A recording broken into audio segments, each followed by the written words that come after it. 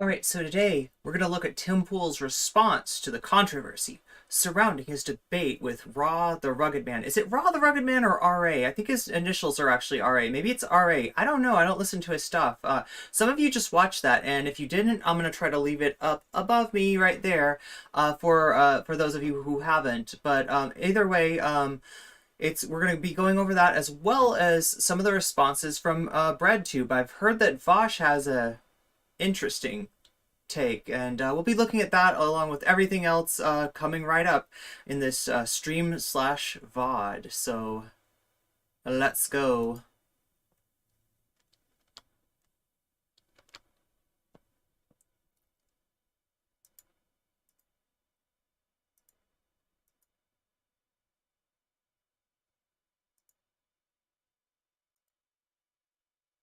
Yeah, there we go. Wait, oh, almost. I was so close. Anyway, this is where I wanted to end up. Here we go. Here we go.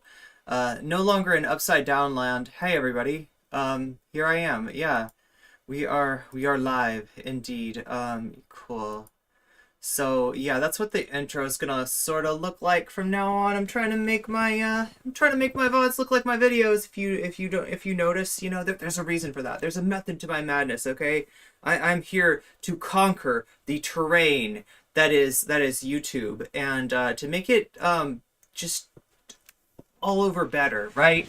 And to keep it from going down the dark path that I saw befall Twitch politics, because it's really easy to fall under right-wing influence, as some of my friends found out this year, unfortunately for them. So yeah, hi, how's everybody doing? Good to have you all here. A lot of you are holdovers from the premiere of the Tim Pool video, and the rest of you, I don't know, how did you find this? I kind of scheduled it at the last minute anyway. You must be awesome people if you discovered this, because I didn't do a great job of promoting it. Anyway, yeah, like I said, we're gonna cover Tim Pool's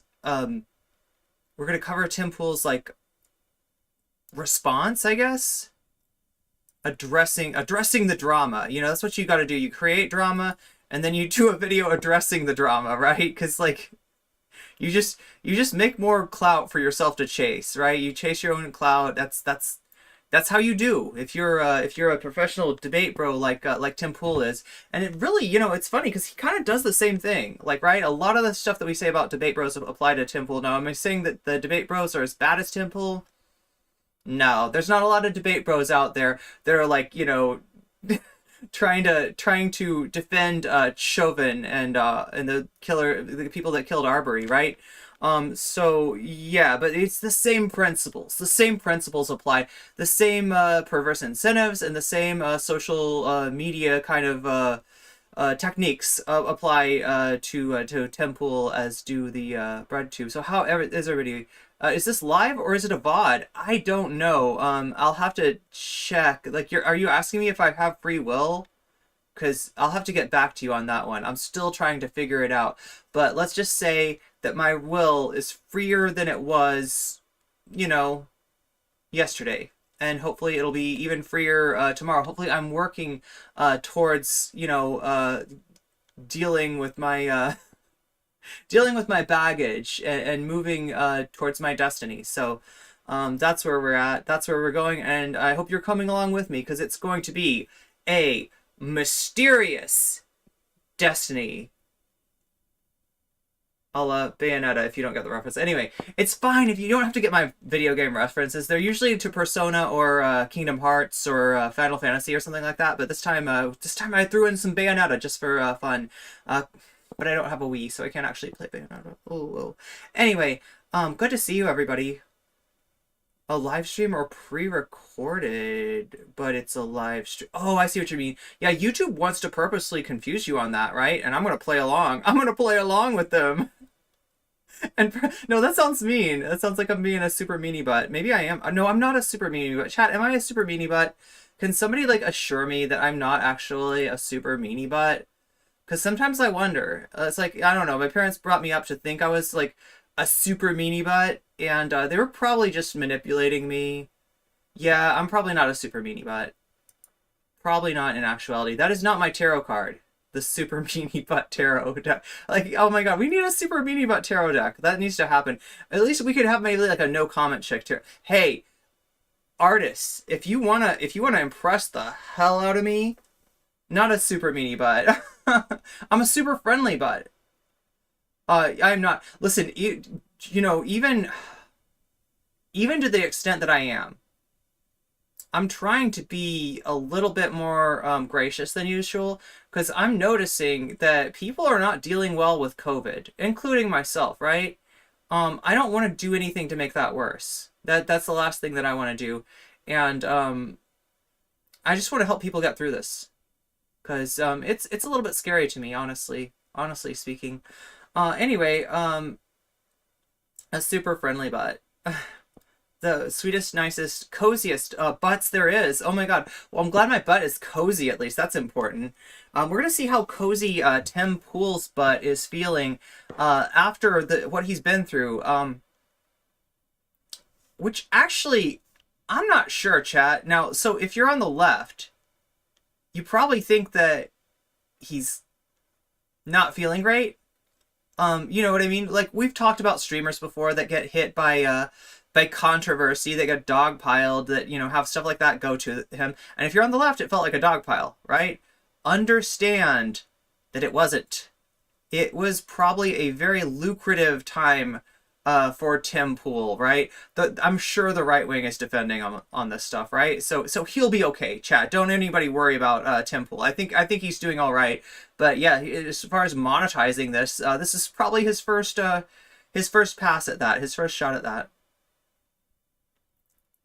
My sister-in-law and brother, have COVID right now. I'm sorry. God, that sucks.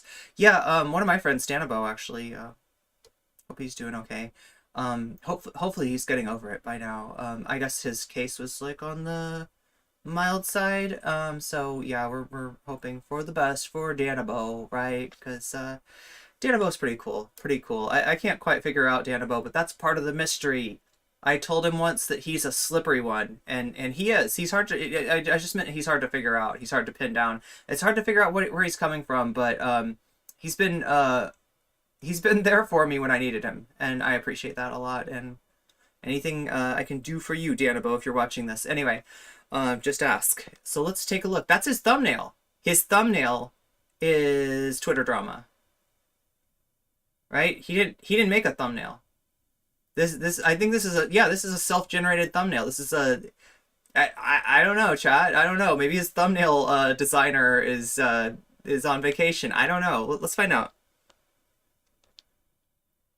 Nope, that's the intro again. That's what I'm looking for right there.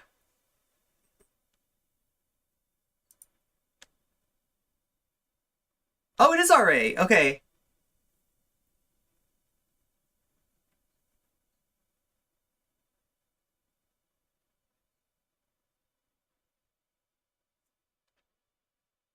How familiar? Oh, really familiar. That's right. Skateboarding is his kind of his thing. One of his things. Has anybody ever seen Tim Pool skateboarding? Maybe we should look at that after this. I don't know that I've ever seen the dude skateboard. I'm kind of curious, right? Oh my god, am I on an alien planet now? I guess so. This is what happens when you follow your star to your destiny, chat. Sometimes it leads you to really strange worlds, but I'm here for it if you are.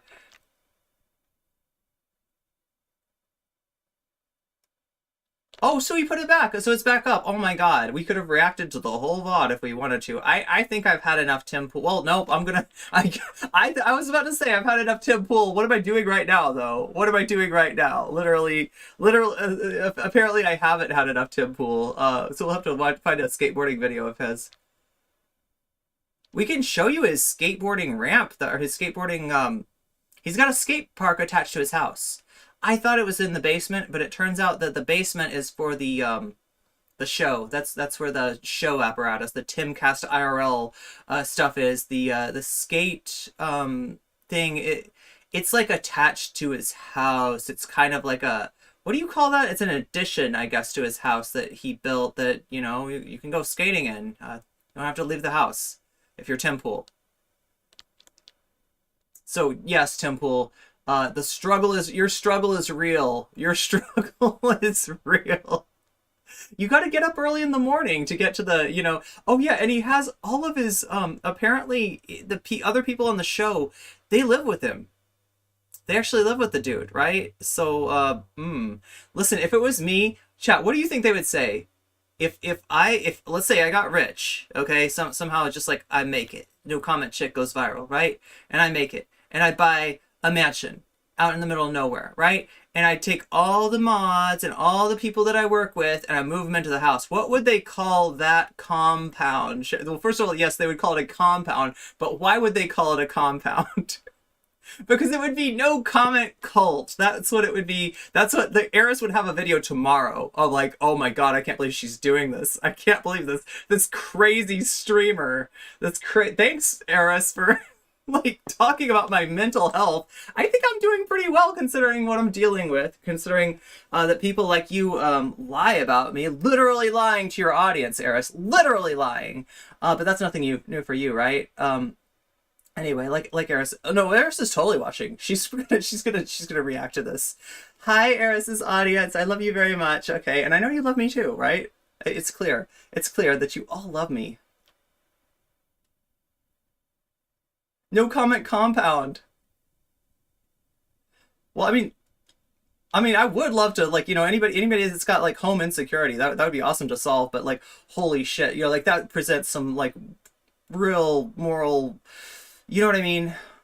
Like, I want to help people out, but I would never want anybody to be in a position, especially anybody who worked for me, to be in a position of relying on me. Yeah, that actually would be a bad idea. I probably would not move people into the compound for that reason, right? Because, I wouldn't want them to think that, if they're a position, anyway, you get the idea, right? That's, conflict of interest, they call it.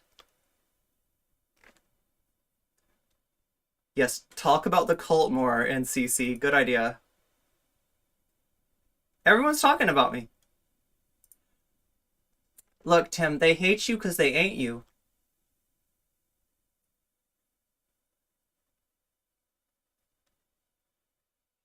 Are you hungry for news? Wait, no, wait, when did he do that? When did he put this out? Wait, let me see. When did this go out? Okay, 17. Oh, what? What? I could have covered this already. What the fuck? It's December 17th. I didn't even see this.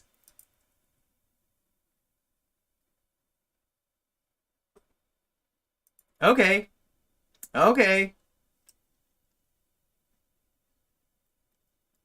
Did you get clipped by Shoe on Head? That liberal. That lefty.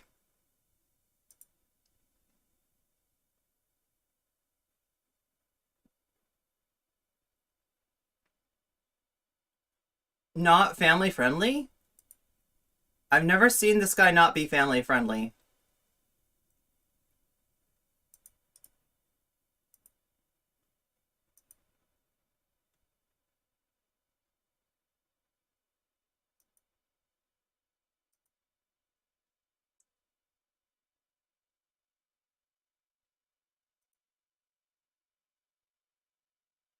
Really? Afterwards, chat, Tim was heard to say, that is the spiciest episode of Timcast IRL. Sorry, roommates. My roommates don't know I'm NCC, so, You can't hear Tim. He's very quiet. That's true. What can we do to help that? Because I believe we're already at max volume. That is Tim's volume. And I noticed that about his other clip too. Yeah, max volume. Let's see. There might be a way though, chat. Let's see what we can do to boost. Can we boost our buddy Tim in some way? Oh my god, I don't want to actually like I need to boost some like the one of the biggest social media accounts out there. Let's see. I know how to do this. It's called a mixer. Yeah, maybe we can turn the mixer up. So sometimes maybe the mixer gets turned down. It shouldn't be, but no, it's already at 100. Yo, they need to put a gain on this thing, on this mixer. Wait, do we have the ability to do that? Nope. We could just send it to different speakers, but we cannot, we can't throw any gain on it, can we? Okay. All right, here's the deal. Let me try this. Filters. Okay. So, what if I add gain? Okay, we got gain. There's the gain. We're gonna just boost this a little bit. Now, chat, you gotta do me a solid. You gotta do me a big, big, big, big favor, okay? And that is after we get done with Tim Pool, remind me to be like, hey, Irene, you need to turn down the gain. Seriously, I have ADHD. I'll totally forget this by the time we're done with Tim Pool. But yeah, we can boost it. We can make it better. I just need to turn it down or else everything's going to be super loud and I'm not going to know why and I'm going to be confused and it's going to be, I'll cry on stream and you don't want that. No, I won't cry. I've cried enough. I've cried enough already. All right, 3 decibels. Let's see. It's the old chat. Thank you. That helps. Um, yeah, if you ever think that like you need to tell me something and that like you're worried that I'll be like offended or something like that, no, no, I actually need your help. Like, right? It's never gonna be seen as patronizing or whatever. It's always gonna be seen as helpful. Let's see, properties and refresh the chat. Refresh that chat. Let's see what happens when the chat gets.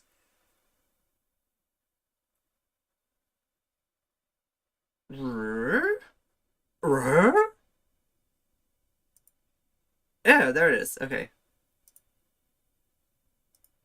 Wait, is that the right one? Uh, Temple is someone we have to move out of the way. Yeah, yeah, I know, right? Tim, I'm coming through. Don't you understand? I'm Star Arcana. Everybody thought I was Moon. You gotta look below the surface with that moon. That's the trick, and you'll see the star, right? You'll see underwater planetarium. Um, the eternal waiting for assessment. Oh yeah, but scored way high on the questionnaire. Yeah, I hope you get some help for that because yeah, it's really tough. And I mean, I've tried to deal with it in so many different ways. As a kid, they put me on medication, and I think I like reacted badly to it, but mainly because my parents sort of forced me to do it, and it felt bad, right? And then I tried to do a bunch of like non-medical interventions to varying degrees of success. But yeah, I found out that it actually is better with Adderall, fractals. Hey TNT. Hey Peapod. Why haven't I been on the hippy dippy? That's a good question. Ask Dylan. Just kidding. Don't ask Dylan. Um, there's definitely reasons for that. Wait, why the fuck? Okay, wait. I feel like the chat is still in need of refreshment. Can we get serve some refreshments to that chat? That chat needs an energy drink. Okay. Yeah. There we go. Perfect. Perfect. Perfect. Oh my God. Yeah. Like, why haven't I been on the hippy dippy in a while? Oh my God. So many reasons. So many reasons. Right.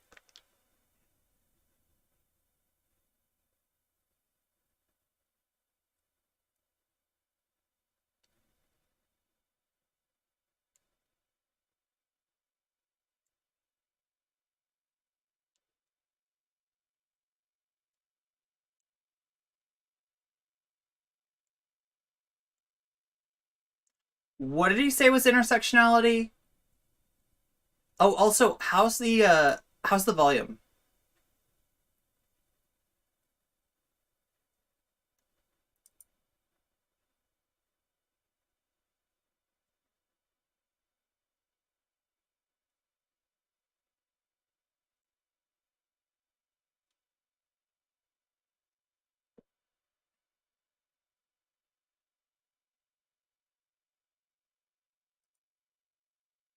I mean, get the intersections and you'll be there.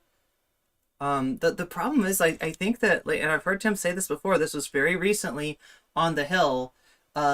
He seemed to imply that he thought that, anti-black racism was largely solved, and so for that reason, he says that anybody that agitates on that is actually racist against white people. He called it he called it reactionary, right?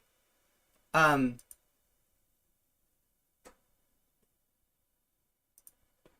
like I almost feel like if I really want to draw out for you and explain Temple's take on these things, I need to do like a MS Paint stream or something like that. And you chat. I'm shit at drawing, especially on especially with a mouse. If we could get my if I could get my pencil hooked up to it, right? Maybe I'd have a chance. Is there a problem with the audio source? What do you mean? The low volume? Are we still volume is actually perfect? Wait, a problem with the audio source.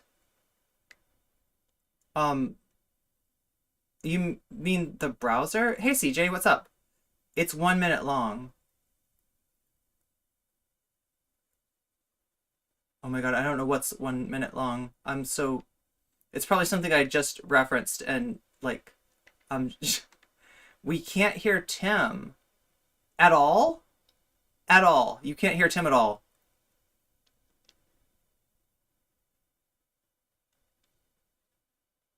Because it says I'm like, it says I'm clipping.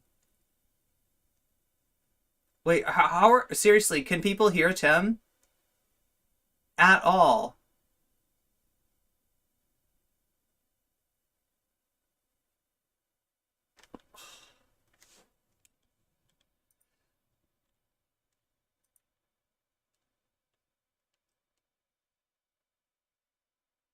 Wait, so somebody can hear him? Wait, somebody just said the volume's fine. No, Tim, wait, so, okay, so some of you can hear Tim, but not others? Um,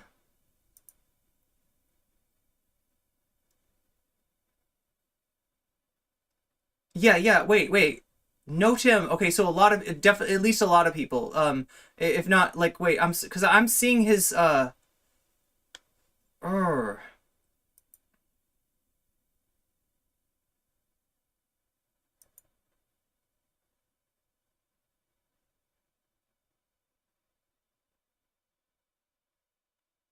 my volume is fine, no, Tim. Okay.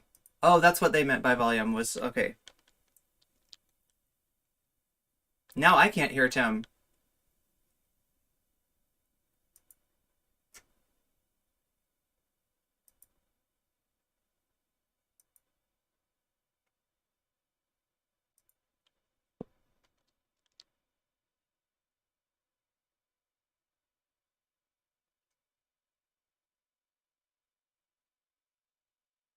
When did Tim, was Tim never audible? Okay, wait, the whole VOD. Wait, sorry, this is weird. This is weird because I'm looking at audio levels, right? And generally that's pretty reliable.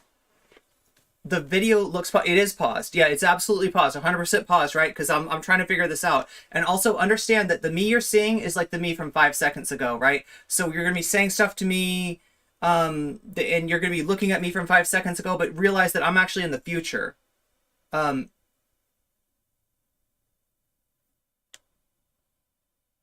okay, so from the beginning, Tim was completely inaudible. That is super fucking weird and super fucking bad. Yo, no, the video should be paused. Listen, the video's gonna be paused while I'm trying to figure out what's going on, right? Just understand that, right?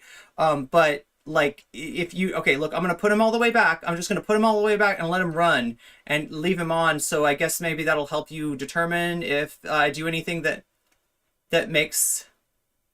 Okay, you know what I'm gonna do?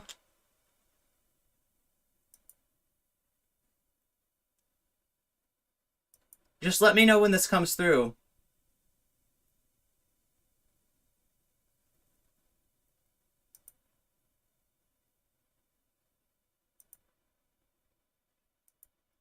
Oh, wait. I think I know. I know what's going on. I figured it out. I figured it out. I think I know what's going on. I used this to record chat and that's what's going on. All right, so I actually got to go to my settings. Just hold on with me a minute. So sorry, everybody. This will be I think I can muster the weird champs and make this output. Okay, audio.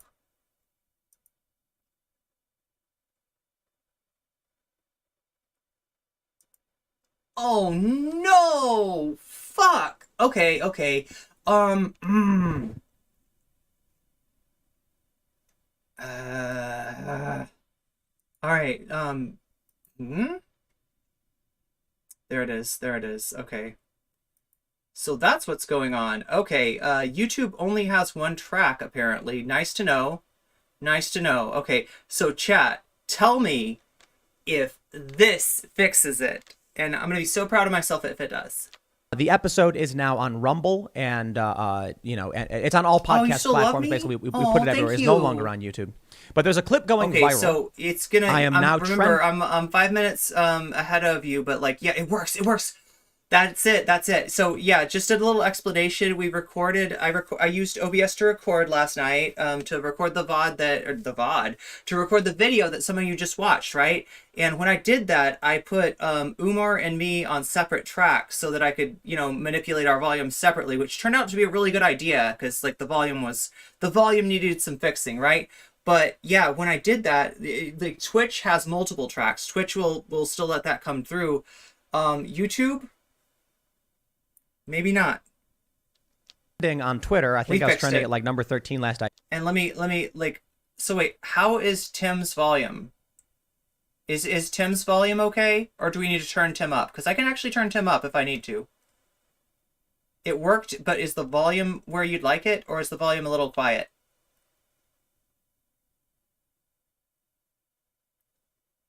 They're perfectly matched. Perfect. I checked. So good. And I don't really want to have to get into all this stuff, but I think I really should talk about what happened and why Tim Pool... Thank you for helping me figure that out, chat. ...and R.A. the Rugged Man, and everyone's talking about us, because I kind of feel like it's early in the morning when I'm recording this. I'm recording this almost first thing. And I have a feeling that as the day goes on, people are going to be hungry for news, and they're going to start making clips about this. They're going to start writing articles about this. So I'll address it outright. And I'll make one thing clear. First, let me explain. A lot of people are sharing the clip. We have a clip here from Shoe on Head. This clip is not from a YouTube video. It is from Timcast.com, where we have... Famous leftist Shoe on Head. The Timcast IRL members podcast. It's about a half an hour, Monday through Thursday. We do it after the show, and it's typically... It's our not family friendly version. I don't think our... Does he sleep with his beanie? I mean, I would if I was Tim Pool, but I'm not, so... Opinions are all that different. We just talk about things that aren't as family friendly on that show. On that show, what do they get I got up to? into a very heated argument. I raised my voice. That's not family friendly. I yelled at RA, talking over him. He said, "Don't do that." Things got heated. He stood up, slapped the mic, and a lot of people... It's crazy to me that people think they're playing it up way more than I think they should. I'll be honest. It was the most intense conversation we've ever had on Timcast IRL, or the members show. It was the spiciest on IRL itself. The spiciest episode we've ever had of Timcast IRL. Sorry, roommates. We were arguing. They don't know I'm NCC. With this guy about critical race theory and wokeness and Kyle Rittenhouse and Ahmed Arbery and all that stuff. And his view was that we were, racists who were defending white people, and we were trying to diminish the black struggle and all that stuff. And I completely disagree. I mean, to be fair, you called him a racist first. And for my side of the argument, and we'll get into a lot of what's going on in a second, was that we absolutely recognize the struggles of the black community, of the Latino community, of the Asian community, of the white community, and recognize they're different. And it's funny because that's intersectionality, or at least to a certain degree. And so I explained to him many times, and I'll get into all the deeper context on the stuff, that I don't completely disagree with everything they say. I just disagree with the authoritarianism and the collectivism. But let me say one thing, first and foremost, okay, to address the controversy for those that are familiar. R.A. the Rugged Man is a cool dude, he's a good dude, and he is a legend. I'm not even, and a lot of people are posting things like, who is even this guy? Bro, who is even this guy? Go look him up, man. R.A. the Rugged Man, I am honored that he came on my show in the first place. I'm honored that he came in and had this conversation with us. And I did not think for a second things had gotten out of control. There are people posting stuff being like, this guy was acting a fool and all that stuff. Yeah, bro, he shouldn't have slapped the mic. But I shouldn't have raised my voice at him and then insulted him. We got heated, but not for one moment did I think things were out of control. I just thought we got heated. There's people on the left being like, look at Tim, he refuses to back down. I'm like, I didn't think there was anything to back down from. I lowered my voice. Why? Because I felt bad for raising it in the first place. I wasn't scared that RA was going to walk over here and slap me or anything, because I think RA is a good dude. You get mad sometimes. Let me explain this. To all the You get called a racist just for defending guys who lynched a black man. That's not fair sarcasm. People who are claiming that they believe RA we stood up and he was going to like, and I was scared he was going to attack me or something.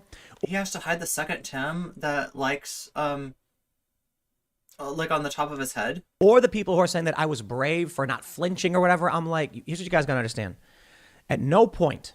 Like, Chad, I gotta be honest, like, I don't know, like, I don't know why, but, like, I always, like, is this embarrassing?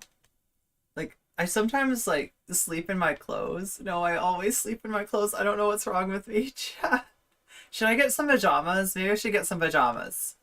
No point. Maybe it's just because I don't have pajamas. This. Did I feel that RA was a threat to me or anyone else? Why? RA got mad. And yes, I know I know what that's a symptom of. Looking into that. One step ahead of you, okay? Thank you. I got mad too.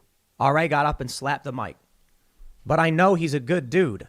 We hang out before the show. We talk about this stuff.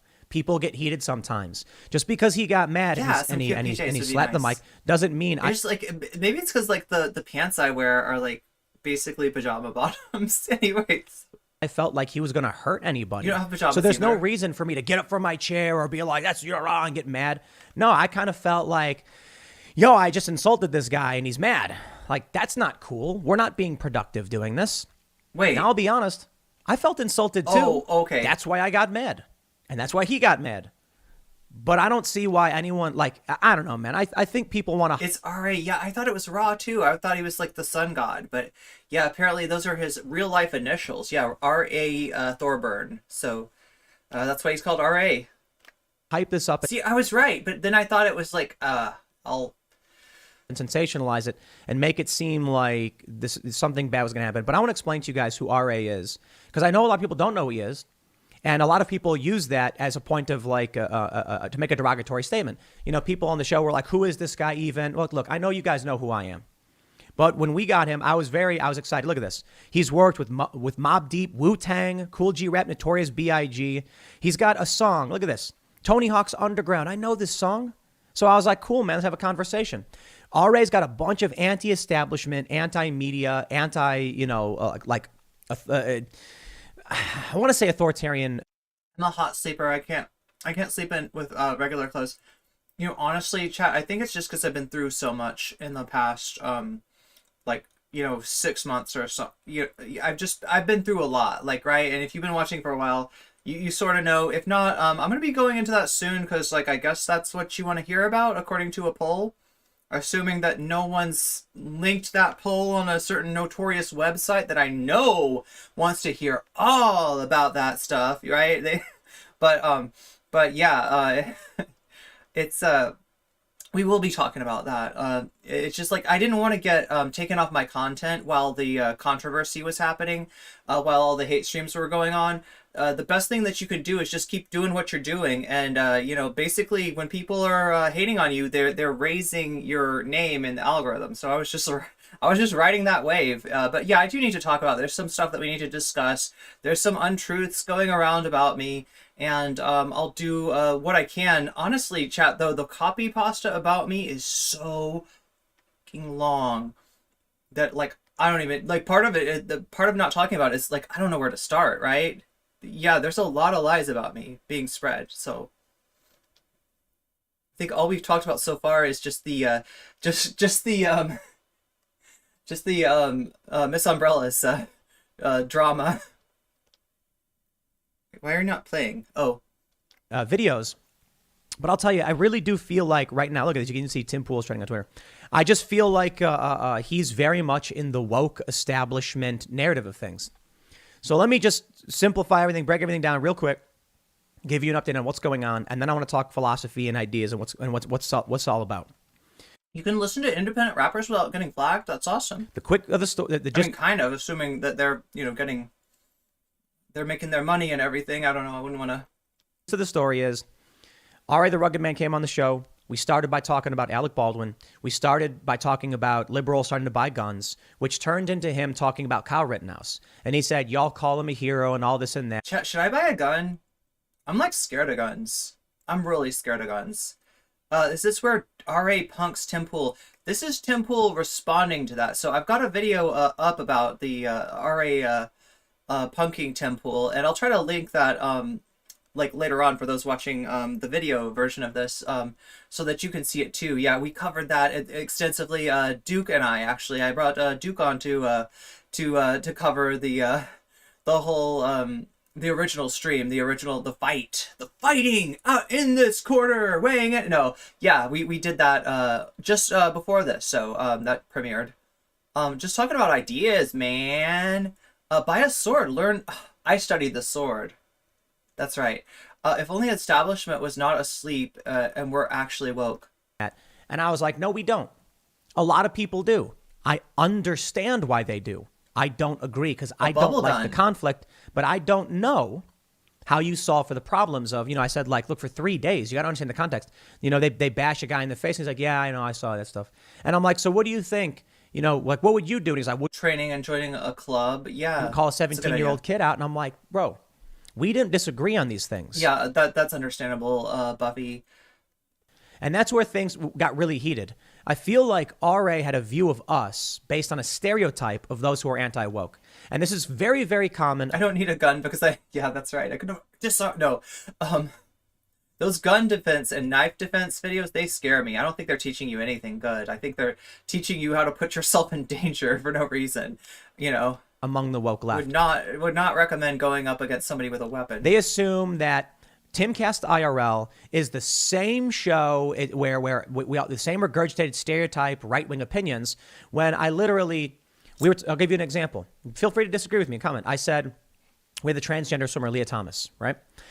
Here's an example of where we're very much in the middle on these things. We don't just play right-wing narrative stuff, though I would say, obviously, whatever the left views itself as, we are not in that cultural camp.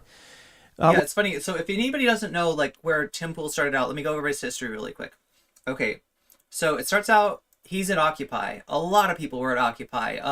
Some of them were, leftists. Some of them were just, like, people who had a general feeling that they didn't like how our society was, how things were going. They didn't see, the potential for change, right? And he covered that, right, as just a man with his cell phone, right? And people were like, yeah, let's get that guy. Like, I think Vice, he got hired by Vice there because they were like, we need somebody who's on the ground. We need somebody who's, got the story for us. And Tim had the story for him. So Vice is like, this guy's good at going to protests and getting stories. So they send him to Ferguson. They send him to, I think he went to Ukraine. He goes to, the Euromaidan, is that how it's pronounced? Euromaidan protests in the Ukraine. They start using him as like a, on location, like, protest reporter, right? And eventually he went independent, and he does this thing where, like, I think honestly he just, like, is one of these dudes that, showed up to Occupy, didn't really know shit about politics, and he desperately wants to cling to these, like, centrist kind of, the idea of being a centrist sounds good to a lot of people because it's, like, balanced, I'm independent, I'm a centrist, like, I don't know, it sounds good. But really quickly it was pretty, no, he called himself a liberal, didn't he? Because he used to be a leftist. Did he? He said that he used to be an anarchist at some point. I don't know. He's a skateboarder, so maybe it was just like he's one of those anarchists that think that the anarchy symbol looks really awesome, and so they're like, I'm an anarchist. That sign me up for that, right? But whatever. It was pretty obvious, pretty early on, because he sells himself as a lefty that's got a lot more self-crit, that's a lot more self-critical, that's a lot willing to question leftist orthodoxy a lot more. And essentially what he became was a really useful tool for the right. And that's what he is now. So yeah, that's Tim Pool's story in a nutshell. With Leah Thomas, I said she followed all the rules, the transgender swimmer. No one spoke up about it. How am I supposed to get mad about people not... Every leftist needs to have a firearm in their home. Not speaking up when these are the rules and the person's following all the rules. Like, I'm not going to blame, you know what I mean? They expect to come to the show and we're going to be like Kyle Rittenhouse, and say all these things about him. And I'm just like, I think there was a lot of mistakes and a lot of problems made, but I'm not going to fault the kid for running away from a fight and then defending himself. He also then came out about the Ahmaud Arbery case. His premise was taking a while to disentangle the Gen Pop's idea that liberal and leftist are the same thing, but it is happening, as you see with these quote-unquote liberal grifters. was basically that because we viewed the individual cases and these individuals and their rights individually, we were putting down or diminishing the black struggle. We were racist. We were pro-cop. And I'm like, dude, I say abolish the police all the time. And he goes, yeah, but you don't mean it. So here's what ends up happening. Well, okay, I'll tell you what ends up happening. But first, let me stress, I tweeted, everybody's sharing that one clip from last night, but they don't share the part where we apologize to each other and we hug it out. RA's a cool dude and a legend. We just got heated and we both felt bad about it. We literally get up like a minute. Did they literally hug it out? After that, and we hug. And I apologize. I'm sorry for raising my voice to you, man. And I shouldn't have done that. I'm supposed to be this guy hosting this show. I'm not supposed to be a hothead who starts yelling at a dude because he disagrees with me. If I invite somebody into my house, I have to give them respect. And that means they might say bad things to me, but they're the guest. That means I shouldn't be screaming at them because I asked them to come. I take full responsibility for that. Now, I don't think it's okay that RA got up and got mad and smacked the mic or whatever. But I think, look, there are a lot of things that made me angry, and I got to own up to getting angry, yelling at him, and insulting the guy. I take full responsibility, you know, and I think he is a cool dude. He responded. Respect, Timcast. I was out of line last night. I have a lot of life stuff going on right now, and brought that bullish energy to the show. I have to work on that. I was wrong. I got emotional and reacted like an idiot. Peace to Luke We Are Change and Sour Patch Lids. Dude, this guy's awesome. This guy's fantastic. Several times on the show, he admitted he was wrong about things. Tremendous respect. Here's what ends up happening where I end up getting mad and how things break down. I feel like RA's attitudes towards racism in this country is exactly what it exemplified everything that I do not like and fight against. And so here it was, in my view, like sitting before me. And I'm not saying this to be mean to disrespect. Temple simply wants the police abolished so him and his people can do what they want to minorities with zero resistance. Otherwise, Temple loves him. Yeah, his anti-copness is very much like a right-wing anti-copness, right? It is, you know, very much that. And, like, listen, in a vacuum, right? You take away the force that's got the monopoly of power, you're kind of handing it over to the next most powerful force, which, you know, could be a gang of right-wing thugs, which absolutely, like you're saying, Duke, would do horrible things to minority groups, and we'd all be at their mercy. So yeah, it's like, you know, how that is unwound, right, is really important, right? And I think the, you know, defunding model and reallocation of those funds to things that will cause there to be less need for police. That's what people don't seem to understand, that if we spend less money on police, we can spend more money on education, more money on housing, more money making sure that people's material conditions are tended to, and that can definitely, that should definitely take care of a lot of, you know, what we're worried about in terms of crime, right? Respect the RA, as I've already stated. What it was that he wants Pinkertons. Oh God, no.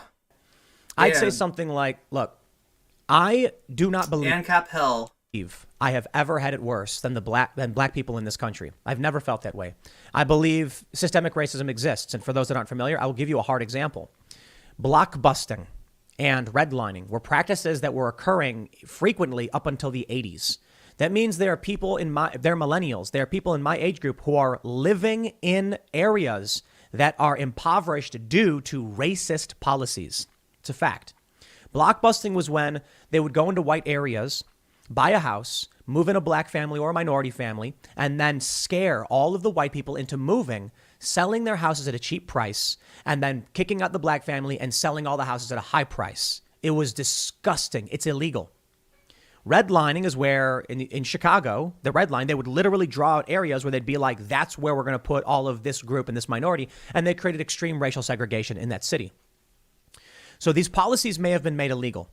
But you need to understand that if they're stripping away the property value from black families, and if they're forcing them to live in depressed areas, there are people my age who grew up. So notice that what he does is he's going to mix in a little bit of truth with his dishonesty. Like, right? Like, so he's acknowledging, you know, things that are pretty hard to deny. And he does that to kind of buy himself a moral license to say the monster take that he's got, you know, to give the monster take that he's got going, right? And we went over a few of those monster takes, right? And those are the kind of things that, like, while they are ridiculous, it's ridiculous to say that maybe Derek Chauvin did nothing wrong. There's an audience for that. There's an absolute audience for that, unfortunately. And he is enabling that audience to remain in their ignorance instead of doing what he should do, which is try to alleviate that ignorance. He's doing them no favors in that he's basically just monetizing white ignorance, right? In this case. Up until the 80s. Dude. Yeah. What he didn't mention, though, is the effect of generational wealth and black families like lack of generational wealth, which it feeds into the economic inequality across racial lines. Basically, yeah, he'll basically grant certain things so that he doesn't have to grant others, and then he can still have his monster take because that's what he wants. He needs that monster take. That's how this dude works. He like his business is saying the thing that most people find too monstrous to say. And I've seen it on Twitter. Like, right, where, people will, there's a market for the monstrous thing, right? For the thing that you shouldn't say, that's irresponsible to say, that's fucked up. There's people that there's an id, right? At the very least, if not something that people like openly espouse and think. His audience is not remaining in their ignorance. They are racist and don't want to be anything else than racist. In a part of the city because of those policies. That's where we agree. And I don't like that stuff. And I want to solve for that problem. And that's what I was trying to explain. Solve for that problem? Is it an equation? Okay. To RA. That pretty sure that Tim talks about generational wealth in this video. Nice. Oh, I'm glad that he touches on some of these things, but it's just like he always leaves enough intact so that he can have those monster takes. Because like I'm saying, that's a social media strategy. And I don't know, is he disingenuous there? It's possible. Or does he really think these things? It's hard to tell. It really is. Absolutely, Umar, he sits at the gateway to even more extreme racist pundits. That's a good point. Yeah. So he does sort of function as a as part of the pipeline in that respect. Those people are overrepresented online. Most racists aren't overt racist. When he says systemic racism and all that stuff, I'm like, yes, let me give people a real concrete example. Yeah, apparently it's just way too easy to be racist in America. And it's like justifications like the one that Tim Pool gives that sort of like, I guess, enable that, in some ways. A kid born in a guy, let's say he's born in 1985. He's still living in redlined districts. He grew up with that struggle because literal racist actions taken by individuals back then. That does not mean that individual real estate agents today are going out there and being overtly. He's focused on individual agents, right? And the racism caused by individual actors, right? This is,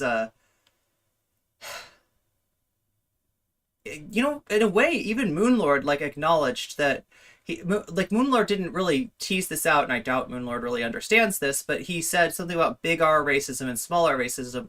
What I think that he was getting at was like the idea of racism of intention versus things that are racist by intention versus things that are racist by impact. Things that are racist, from individual actors versus things that are racist that come through systemically. And they don't actually need individual actors, at least conscious ones, to perpetuate them, right? They just need people to go along to get along. And you know what? I don't know if you noticed, people are really good at going along to get along. Yeah. Racist, but the remnants still exist. I want that to go away. I want there to be a society where we treat people based on the content of the character, not the color of their skin.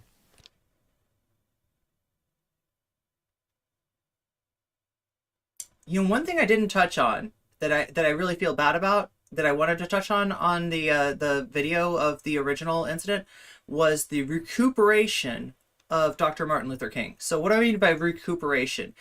This is a term that describes when there's an element of society that's got like at least a revolutionary edge, a revolutionary aspect that's being used towards revolutionary goals. Now, obviously, Dr. King was not, the foremost revolutionary in in the movement, right? But you know, he he did a lot. He you know he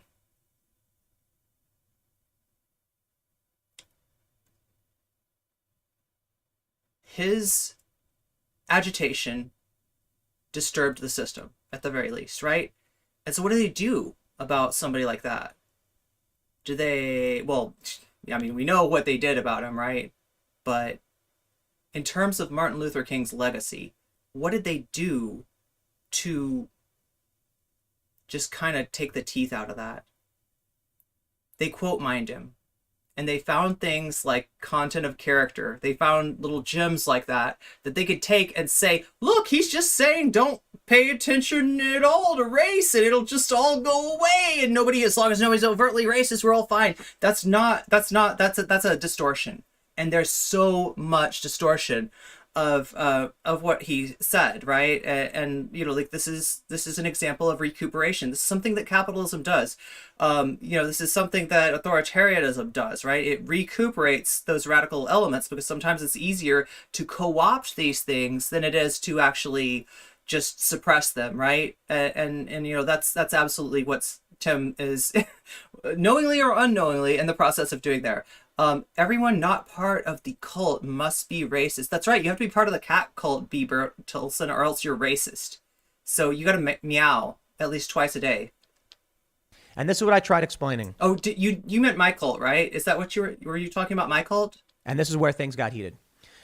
I started by saying, I do not believe I have it worse than black people, or even ignoring the essential struggle, purely peaceful. Yeah, it's ignoring the fighting. It's disgusting. Yeah, it's an absolute distortion. Latinos, I don't know. What I can tell you is my family experienced racism. Meow. We were attacked by white supremacists. They littered pamphlets on our door and our porch or whatever. They threw a brick through our vehicle's window and vandalized in front of our... So I don't know about this issue. RA referred to this as a Jussie Smollett action, so I don't know if like if it's thought that Tim, like, this was some kind of false flag or what the deal was, but house, and maybe, RA laughed maybe there's at me. more to look into. And he there. told me I was lying and I was making it up. And I was like, bro, I'm literally telling you that white supremacists attacked my family and you're laughing at me. And he goes, yeah, because I don't believe you. Because you're a white boy. You're a white boy. You're a white boy, over and over again. And so I would say things to him like, how do you think that makes somebody feel when they tell you that they were a victim of white supremacy? In this gangbanger neighborhood. Yeah, did he give a time period on that? RAR's cool too. Or racism, and you laugh in their face. And then when I mentioned that, look, they like to come out and say Tim Pool opposed identity politics, and I'm like, that's a misappropriation, that's a misattribution, I suppose, because I actually don't. What I oppose is the authoritarian application of identity politics. What I oppose is telling children to close their eyes and reflect on the evilness of their whiteness or why their whiteness is bad. Again, a misunderstanding of whiteness. He's interpreting the word whiteness as being the state of being classifiable as white. That's not what whiteness is. Whiteness is a social construction, and it's an identity, and it's something that operates unconscious. Think about it as software. Let's say that when you're raised in a society, you get software, whether you like it or not. You get software just kind of crammed onto you, right? And it's malware, and it lies about who you are. It distorts who you are. It gives you, you know, a false notion of being in a group that is defined basically by who it excludes. What is white? That which is not non-white. That is literally how whiteness works, right? And it's changed over time. You can see this. This is not like a controversial statement I'm making. I'm not like denying genetics or anything like that. I'm not being a weird champ here. I'm literally saying that whiteness doesn't exist materially, but it very much exists as a concept, as a construction, and as a means of distributing and denying privilege, right? And so what someone very wise once told me, Kay Swiftly, is that, or, you know, taught me, I think I was watching her stream, I like, It's parasocial here. Yeah, I think it was, like I didn't talk to her about this, but I saw her stream about this. Is that if you really want to help with the struggle, the first step is to dismantle that whiteness within yourself. That's a tall order, and I haven't figured out how to do that yet. But I think it's something that we got to work towards. And yeah, what happens when I dismantle my whiteness? Right? Do I disappear? Do do I leave like just my clothes like stay and like I just like right? No. Like I find out who I actually am. Right? That's what happens when you dismantle your whiteness. So everybody takes this as this weird thing. Like I've even heard people say that dismantling whiteness is some kind of oblique reference to like white genocide or some shit like that. Yeah. And no, it's not. It's not. It's actually, if it can be accomplished, it sounds very freeing. And basically it's stopping the hierarchy from manipulating you and using you to its own effect, right? Whiteness is whoever or whatever supports the interests of the dominant group. Things I said in the episode the other day was, I don't care if it's critical race praxis or Christianity or Judaism or Islam. Schools should not tell children to sit down. He's a fucking liar. White supremacists do not attack mostly black areas. It's called social engineering. There you go. Close their eyes it is, and actually, pray to the Lord or reflect on their whiteness. These are ideological practices. What we should tell kids. Also acknowledge it. Yeah. So understand when I'm saying that whiteness is a social construction or that you should dismantle your whiteness, in no way am I saying that white privilege does not exist. It very much does exist, right? This is what Christians believe, and here's their book. This is what critical race theorists believe, and this is their book. So I don't want books banned from schools to a certain degree. I think that's important to draw a distinction between two. You just want those books to be held up as you want to say you'll show some racist book on one hand, and you'll be like, this is a form of racism, and then you'll show the CRT book or the Frankfurt School stuff, and you'll be like, and this is also a form of racism. And if you want to be progressive, you got to be equidistant in between these two. Yeah, it's kind of funny. It would be funny if it wasn't so harmful. Critical race praxis sounds based. So like adult explicit content. Yeah, I understand why we don't have that for kids. But books themselves should not be banned. The practice or praxis of certain things should be. Praxis meaning theory and practice from. Well, I mean, he is a leftist, right? These woke individuals. He did used to LARP as being a lefty, right? For a long time. That was his story. It was really difficult for me because what I said was, you can't argue with ideological racism. This guy, R.A. the Rugged Man, and I'm not saying this, because I'm trying to drum up any drama or anything. I think he's a good dude, but I do think he is overtly racist. Now let me explain. There are nice people who are good working people who believe in doing better, who are willing to admit what they're wrong, but they have bad views. And I think we solve for that problem by having these conversations.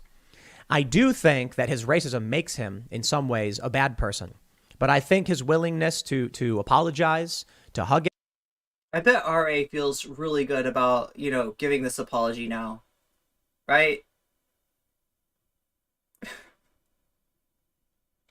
It out and to explain where he was wrong is what makes. I mean, you're a bad dude and you're a racist, but I don't hate you. Him a good person too. You can be a good person too. You just have to be willfully ignorant like me.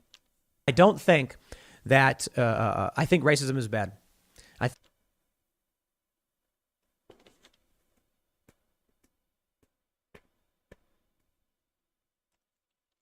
think his racism is bad. And I think there are many, many racists who are substantially worse. So it's tough.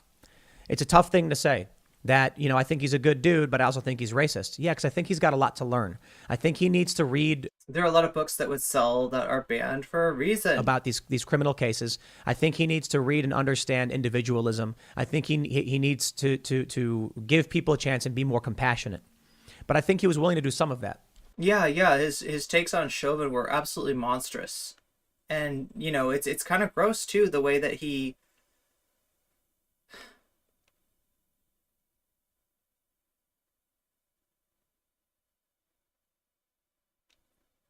the way that he gives space to that stuff, right? Because there are people out there that they just want to think that, like, right, just based on the fact that their vision of society does not allow for a police officer that that kills, black people, right? Does not allow for that. There must be something else going on. And this is what happens every time a black person dies at the hands of the police. There is a faction of people out there that are just combing through their history and looking for something to justify, to say this was a criminal, this was a bad person, the cop needed to kill this man, or they brought it on themselves, or they gotta find some shit like that, right? This is what they did to Trayvon. This is what they do to everybody, right? They go through their history, they find like 2 pictures of Trayvon posing for a picture in high school where he tries to look a little bit hard, right? Never mind all the white kids that do that, right? No, but Trayvon posing for a picture like that makes him a bad dude, right? That it's victim blaming. But I do think his racism is a bad thing. And his racism manifested itself in when he said, this He was no angel project, yeah. Well, we disagree, right? Oh, sorry, he was no angel. That's what they'll always say, yeah. He was more of a collectivist. I'm an individualist. He said, I was like, if there's a black dude and a white dude, same education, same family upbringing, same neighborhood, same town, same everything, identical. The only difference is their race. Who would you hire? And he said, if a studio is 85% white, give the black guy a chance. And I was like, okay, I hear you. I just think it's wrong to use race as the predeterminate factor as to why you hire somebody. So what Tim doesn't understand is that that's not a real choice, the one that he's drawing up, right? That's an artificially contrived thought experiment, which debate bros are famous for, right? This is their bread and butter. In reality, what we're talking about is tendencies, right? And there's going to be a tendency to perpetuate the power dynamic that's already in place. If you want to not do that, you got to be conscious about it. And that's what Tim is fighting. He's literally saying, be unconscious about race and everything will be okay. I'm here to tell you that if you be unconscious about race, nothing will change. If you be unconscious about privilege, if you be conscious about white supremacy and the structural nature of these things, nothing will change, right? That's his prescription is one that arrests any sort of movement towards fairness. If neither of these guys are impoverished or poor or anything like that, and they had identical upbringings, why would you choose someone based on race? I'm not saying which one you should choose. I don't know. And his view was that white people have always had the opportunities, and it was very much the white privilege narrative, which he said. And this is what really, And this is the weird thing, because in that VOD that we watched, Tim acknowledges that his story is that he grew up in kind of a south side of Chicago in what he seems to be implying is a black neighborhood, right? And the question comes up, so why don't you talk like that? Like, why do you where did you learn to talk? Where did your speech pattern come from, if not from your environment that you were raised in? And Tim says it's from TV, and I adapted. I changed it because of he basically says, how would you be treated if you didn't change it? So it's like he acknowledges white privilege right there. I don't know how you get beyond that. Saying that adopting a white demeanor, way of speaking, eliminating anything that he might have picked up from where he lives was helpful for him to succeed. I don't know what that is other than an acknowledgement, and he doesn't realize. He doesn't realize that while he's denying the obvious truth, he's kind of already admitted to it. It's got to be cognitive dissonance, right? Or just really extreme grifting, I guess, is another possibility. But I don't know. He just said they're exactly the same. Don't factor in race. But then the white guy gets hired by default. Exactly. So in the example, it absolutely makes sense to hire the black person because of society and elements in that example. It's literally helping to address the imbalance on the studio. He's totally aware. He's totally aware of that. Literally admits that code switching benefits him. really sets me off. I grew up with, everything, I try to say, I talk about this stuff. I always try to be as clear as possible, but it doesn't matter because people take clips. They took the clip of Did you get clip chimped? RA getting heated. They didn't share the clip of us then hugging and apologizing and saying, look, man, I'm sorry about that. And us being, yeah, it was cool. And we worked it out because I don't want to fight anybody. They want to. You get people on the right saying, Tim has, he should have done this, and people are saying Tim's packing and Tim's, carries heat and all that stuff, and I'm like, dude, I did not think for a second that there was any risk to anybody in that room. What's under that beanie, Tim? Other than the microphone was not a person. Well, I didn't think there was any risk to anything when he slapped the mic, but I didn't think he was going to, hurt anybody. That's crazy. Do you guys think that about him or me? That look. I just think we disagree. I keep talking about this guy as if he's just misguided. I'm incredibly good faith, and it's been pointed out to me before that I'm too good faith. And this, you might have found one of those instances, Umar. I'm perfectly willing to admit that you're probably right. Agree on deep political stuff, but here was the issue. Here, let me explain. Let me say a lot of what I was saying. It's where he keeps his real accent. Yeah, I was wondering about that. My grandparents. My grandfather was a white dude. My grandmother was a Korean woman. And it was illegal for them to be married. It was literally a crime. I'm not exaggerating. It was a crime. There were anti-miscegenation laws. You could not cohabitate. And this was just. This guy is not misguided at all. Like maybe this is almost 100 years ago now. That's crazy, right? And so my grandparents had kids. Doing that gives him a cover that he never should get. Mixed race kids. And that was also scary. I hear stories from my family about being insulted and spat on and called racial slurs. How my mom said they had to pretend that my grandma was the help because if people found out that she was actually living there and married to my grandfather, they would be in serious trouble. And that my mom's side of the family had to flee several states. I think it was 12 because these are stories I was told growing up. They had to flee 12 states because of the miscegenation laws. And I wondered, why don't you go to a state where it was not illegal? And it's like, you go where you can find the work, where you survive, and you take the risks you take. So my mom grows up, she's half Korean, and she meets my dad, another white guy, and I'm a quarter Korean. And then I grow up still seeing remnants of all of this stuff. As I mentioned, these racist policies. You suspect that no one actually said that. Like blockbusting and redlining, there are other. Look, I mean, you're probably right, Umar. I'm constantly surprised at how... What's the right word for it?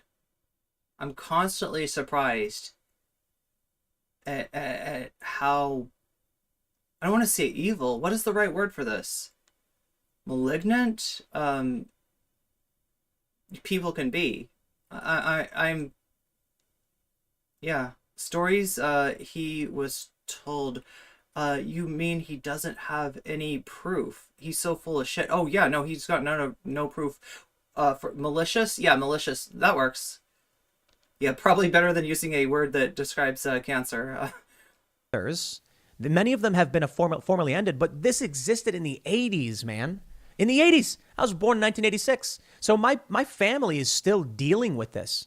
And in no way am I saying it's anything like what black people experience. I think the black community has a tendency towards experiencing substantially worse things. I say tendency because I also know very well-off black people who haven't experienced that. And I know people who immigrated here recently who don't view themselves as part of... my family has stores, papers, and pictures and documents to back that shit up. That community. They view themselves as immigrants. They're black. So when I try explaining that to RA, I want a world where I don't get judged on the basis of my race. He just kept calling me a white boy over and over again. And every time I said, dude, I have experienced racism, he would just laugh and say, no, you're lying. He said, these stories you're telling, they're Jussie Smollett stories. You're making it up. See, that's really, really... I have rich black friends. Really frustrating to have a white dude. When I'm saying I believe racism is a problem, I believe systemic racism is a problem, but I won't... Stories, sorry. When we had one super chat where a woman said I was white, my mom worked 2 or 3 jobs struggling to get by. He said, I don't care, white people problems, something to that effect. And I asked him, why wouldn't you approach that person with compassion? He says, no, I don't have to. And I'm like, okay, well, there's the issue. While I can acknowledge all of these issues of racism, I would never look at a poor white person and be like, your problems, your life and your struggle don't matter because there's other... No. I'd be like, all right, let me know what you need. I want I'd tell him to his face that he's a lying piece of shit. everybody to feel better. To outright dismiss somebody and their experiences and the hardships they've gone through because of their race is racist. I don't want to live in that world. Here's the reality. I don't think I've dealt with the worst racism Yeah, Umar, you're not the first person who's been really frustrated with me being too good faith to bad people. Yeah. imaginable. I don't think my life has been, Somebody compared me to Goku when he defeats Frieza, and instead of killing the dude, he like shares some energy so Frieza won't die. And then of course Frieza tries to kill him and he cuts him in half with an energy disc. But yeah, I've been unfavorably compared to Goku in that respect. So you're not the first person to notice that. I've experienced racism, and I'll explain something to you guys because it's crazy how people don't get this. But you look at the comments from other people who are mixed Asian, and they basically say the same things. There's a different experience. This is what intersectionality typically refers to. Oh my God. That different people experience different forms of racism based on their identities. I have never disagreed with that. Ben Shapiro didn't disagree with that. You're missing something really crucial. Like, it's true. If you're a black man, there are certain forms of things people believe about you or stereotype you as. If you're a black woman, Tim, why do you think it's called intersectionality? What is that? What does that word refer to? Please. if you're half, if you're mixed or whatever. What I don't like is the authoritarian application of, and I I wonder if Lauren Chen agrees with don't him. like the establishment attacking people based on their race. It's racism. I don't care if you're, black or Latino or Asian or white. I don't want someone to come up to a white person and insult them and use racial slurs against them for being white. I want to just be American. I want to be human. So I try to explain that. Let me break something down for you guys from my experience in my life. He's gonna break it down for us. There are a lot of people on the left, depending on what they want to believe and what they don't like about me, who will tell me I'm everything that they don't like. During Occupy Wall Street, I was told that I was the perfect example of the problem. I'm a minority, mixed race, high school dropout from a poor neighborhood, but I'm a smart guy, and why don't I have the opportunity? And then I got the opportunity. I took it upon myself to go down to Occupy and film things, and I got press coverage. As soon as I was featured in Time magazine, what did the occupiers say? He's a white boy, silver spoon in his mouth, rich kid, blah, blah, blah. I immediately just transformed into this thing. There were people there, and this is one of the things I experience a lot. White people tend not to call me white. It especially depends on the season, mind you, and I'm not exaggerating. Literal seasons. In the summer, I tan very, very easily. I become very dark. I have a rounder face. I have This is like, I don't know how to describe this, but I've heard other white people. I've heard this before. I've definitely heard this what he's about to launch into. I've definitely heard this before from people who don't think they're racist, right? And they'll, this will be their excuse for I couldn't possibly be racist because Asian facial hair, and when my skin is dark, I do not get called white. Growing up, this is my experience. Growing up, I was in a very mixed area in Chicago. You just and can't that made see it because work I've been really for everybody because me and my friends have different backgrounds. We're all different. You know what I mean? But we're all the same. It wasn't, like one dude had darker skin and one person didn't and whatever. We didn't care. One dude was swarthy, but we that was normal that people look slightly different. So we thought it was cool. We were like, racism isn't a thing for us. For us, it was just stupid jokes and punching each other's shoulders. But I did start to understand things when I would venture off from the south side of Chicago and go to these suburbs. I'd find that, first of all, I was poor, very poor, not the poorest, absolutely not the poorest. We were initially lower middle class and like upper lower class boundary, I guess. This guy reminds me of Bosch, who then mentored Xander Hall. And going to overwhelmingly white suburbs, it was really interesting to see. Yeah, exactly. To experience exactly what it was like to not be a part of a community. I'm not going to cry about it. No one mistreated me. They just treated me different. This guy already didn't want to believe that. He told me I was lying, but it's true. I would go from the city, go to the suburbs where 99% white, and they would say things like, so what are you? Where are you from? That's the kind of thing. I don't cry about microaggressions. I would just be like, oh, You know, my mom's part Korean. Second generation, It's Benjamin Franklin level racism. you know, mixed. Here's my family's from. Those are real experiences. And it's not that people were mean to me about it, but it certainly makes you feel like, you know, you're not a part of this. Not all of South Side Chicago is poor. I had some alt-right guys tell me this. They said, you don't understand race because you don't have one. This was when I was in Portland, and the left likes to take this photo and smear me with it. But I was talking to these guys who were white identitarians, and they said, you don't have this. You don't have the racial community. You don't have. And I was like, you're correct. And I don't want that to be what this country is about, especially because I don't have it, but because other people don't have it, and because we can all be people and live and work together. And now the white nationalist In perfect blissful ignorance. view is this is their people. Well, I don't have that. I don't have like a Quapaw community. You know, there's Hapas, half Asian. That's what it means. And Quapaw, quarter Asian. There's different experiences. And I've had people who are of similar backgrounds say the same thing. You go to these neighborhoods that are predominantly white, and people just act like they know something is off about you. And that was my experience. I'm not saying people were bad people. This is just my life. Wait, this doesn't fit with the rest of what he's saying. This doesn't fit. You can't fucking deny racism on one hand when it's convenient. And yeah, Umar, you're right. He's full of shit. Like, this is just ridiculous. Like, how stupid does he think we are? And I learned it's how things are. If you don't see it, it isn't there. But yeah. I do think See no evil, that if hear you're no going to claim evil. to be fighting racism, and I say, hey, let's consider what I went through and why I think this is bad, but then you just outright laugh and say you're lying, I don't believe you, and I don't care anyway, I'm like, that's exactly the problem with wokeness. They accentuate and deny racism in this country. I want people to have every opportunity. I want real diversity. I want to see, you know, like we should be at a point where industries just reflect the natural population of the country. What I mean is, if there was a business and it had 70% white people, I'd be like, yeah, most people live here are white. If they had 13%. That's like saying this, okay? We've got a mountain, okay? And we've got a valley. We've got a bunch of balls. And we want them to be equally distributed across the landscape. So the best thing to do is just let them roll. No, it's not. Like, right? Do you understand what I'm saying? The momentum, the tendency, the like, you know, the geographical orientation of the area is not going to do that. It's going to do the opposite. It's going to concentrate those in the valley, right? So if you want them equally distributed, you're going to have to do some work. You're going to have to do some Sisyphean work even, right? That's just such a bad take. It's such a bad take. Black people, I'd be like, 13% of people who live around here are black.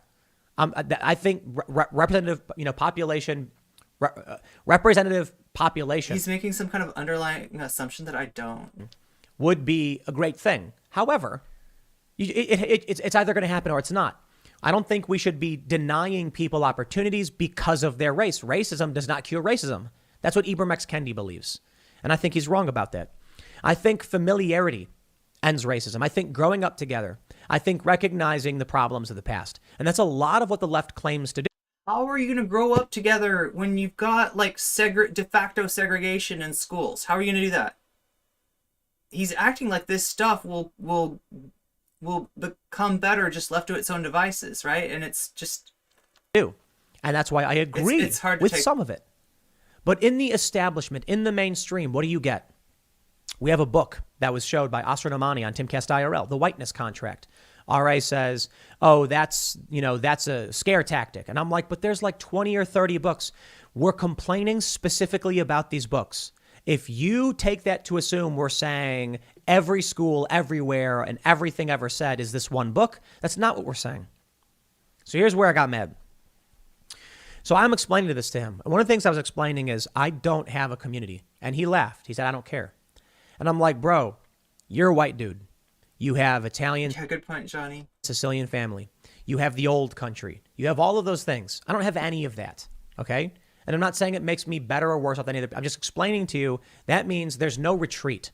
Either I choose to live in a world where we're Americans first, or I don't have whatever this racial garbage people, identitarianism. That's never going to happen for me.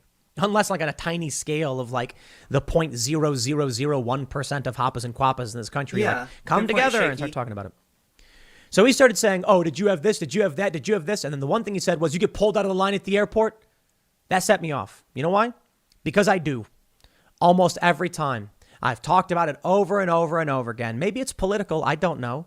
I went to Austin recently. I flew there. I got pulled out of the line. They said, you've been chosen for a random screening, sir. Happens all the time. When I was in the UK. Again, like, he talks about racism when it's convenient. And then he denies racism when it's convenient, or asserts that the anti-white racism is just as bad when it's convenient. Taking him seriously it's the beanie. Taking him seriously, taking him as good faith is really, really fucking naive. Okay, they gave me a ticket that had 4 S's on it. I don't know what that means. Security of some sort. This isn't just cognitive dissonance. This is bullshit. Is what it is. It's pulled me out of willful playing into ignorance. The line. I don't get to board first. I don't get to put my bag in the carry-on because I get pulled out of line. Playing into willful I don't know ignorance. Why. Motivated ignorance. Political, maybe. But it's crazy for him to be like, that doesn't happen to you. And that set me off. Because I was like, dude, we're at a point now where I'm sitting across from a guy who is saying over and over again that he doesn't care that people are racist to me. He said he did not care that white supremacists attacked my family, and he didn't believe me anyway. He laughed at me, and he told me to lower my voice, and he called me a bitch. It lowers people's guard. That set me off. Then I lowered my voice because he was right. I was yelling. I was like, this happens to me all the time, almost every. What was he right about, Tim? Single time I go to the airport, I get pulled out, and they said, lower your voice, bitch. And so I said, okay, all right, I'm lower my voice. Lower my voice. And then he says, don't yell at me because I'm not that guy. And then I said, that's what he doesn't understand. Whatever the reason for screenings, it's not because he's white. Oh, yeah, right? And they certainly don't know, yeah. I don't disbelieve that this happened to him, but it's not the same thing as racism. Yes, you are that guy. And a bunch of these lefties are like, the class divide is real because Tim doesn't know what you are that guy means. And I was just like, what do you think was going on in this moment? You think I don't know what he was saying? He literally was saying to me, don't yell at me because I'm not that guy. And I said, yes, you are. So I was mad. And I felt that was out of line. Wait, does he know what it means? Because, I think, okay, it means that I'm not that guy to sit there and take disrespect. If that's what you're used to, if that's who usually comes and sits down on your chair and talks with you, then understand that that's not who you're dealing with right now, right? I think that's what was being said, right? Why I apologized to him. I understand. I was calling him a bitch. He called me a bitch, so I got pissed off. He was laughing at me. He was telling me that my experiences weren't real. He was telling me that it didn't matter that my family was attacked and that I should just shut up. And I'm not going to live in a world where you have people who believe that it's called white savior, right? I wouldn't stand for that. So I got mad. I went off. No. That's not what that is, right? That's not. I shouldn't have. When it comes, look, I'm going to own up to this 100%. I invite this guy into my home. We White savior would be like if Tim Pool says something racist and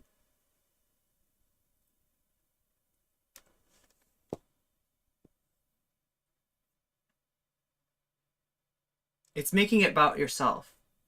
It's centering whiteness. That's what white savior. Yeah, actually, white savior. Like FD Signifier actually has a pretty good video about this, right? And it boils down to expressing your existential angst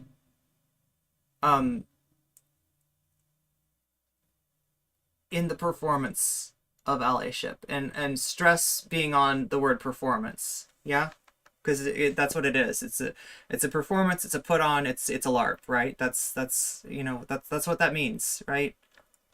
Know the things he believes, It's about and then I raise my voice at him. I shouldn't have done that. He's allowed to laugh at me. He doesn't owe me anything. He came in here and did us a favor by being on that show. And I know people don't like him, or that some people thought the show was bad. I thought it was a good show, and I should not have raised my voice.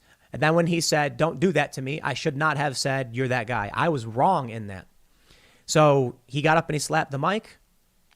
Yeah, I mean, he shouldn't have again, but dude, I basically insulted him. He shouldn't have insulted me, but you know, I should be in control. It's my responsibility. But I'll tell you what really, really grinds my gears and what makes me the angriest is my family experiences racism. I just want people to understand it's bad. For you, for anybody, no matter what your race is, I don't care if you're white, black, Latino, people shouldn't crap all over you, take away opportunities from you, and harm you in any way because of your race. Period. What if those opportunities come to you by virtue of your race and your privilege? Is that really taking something away from you? Or are you maybe not entitled to getting more because of your race, right? Allray doesn't agree with that. He believes more in racial identitarianism. He believes that we should be heavily focused on the black struggle and to, I guess... The white struggle. Tell us about the white struggle. To varying degrees, diminishing against how we deal with other struggles. The white struggle? Is that the struggle? Are we talking about the white struggle? Just to be really clear, Tim, say the words, the white struggle. Because that's what you're talking... That was the struggle that you were talking about. I was kind of wondering about that. He doesn't care that... maybe Tim experienced some racism due to being 1/4 Korean. That doesn't mean that he's experienced the same as everyone else's. He's definitely centering his experience. He's not listening to other people. That he literally just said, because I looked white to him, that things I said were either lies, and I'm like that. Oh yeah, he's constantly speaking for RA. Yeah, that's the racism. That's what I don't like. That's what pisses me off. You know what I mean? And so I got really, really mad about it. And it made me really pessimistic at the end of that member segment, because I was just like, I don't think racism's ever going away. And the reason is... Not like this. It's not. Because of people like R.A. the Rugged Man. Nope. Look, I can... Garfield. Do you recognize this picture, Garfield? Do you recognize the cat? Garfield. Do you recognize the cat in this picture? It's not R.A. It's you, Garfield. This is you. I want to give him respect, and I want to be... I'm apologetic for sure. But I got to be honest. When a dude can sit there and look in my face... A guy who is a 100... Oh, he's a good guy, but, like, I'm going to tell you what a piece of shit he is. God damn. If Tim can't handle this little bit of racism, he would melt being me. I've had cops point guns at me, seeing me as actually suspicious, even though I was just walking home from school. 100% white dude. And tell me that it was just... You know, my family had to deal with pre-Loving v. Virginia, that miscegenation laws. And he was like, yeah, well, you know, Sicilians didn't like Italians. And I'm like, my family would go to jail, dude. Like, your family just got mad at each other. I'm not trying to diminish what he went through. I respect that. But he was using it to diminish what my family went through. And all I'm trying to get across is, can we just stop judging people on their race? He doesn't want to do that. He wants to do that. He wants people judged on their race. He would use race as a predeterminant in how people go to school. He doesn't get it. Nobody's telling you you're a worse person for being white. Nobody's telling you you're a better person for being black. That's not what's being said, Tim. I don't know what besides your own fragility informs that viewpoint. And how they get hired. And it's crazy. That's just racism. He's just a racist guy. And I wish he could understand, but how do you convince a racist to not be racist? Daryl Davis, I suppose. You know, I got to give respect to him because he admitted he was wrong several times, and for apologizing and all that stuff. But that's my view on everything. I think intersectionality, I understand it completely. Tell me why it's called intersectionality then, Tim. Convince me. Convince me you understand it, even at a very basic level, because you haven't done that. I completely understand critical race theory. He's a ass clown is what he is. He thinks we are just.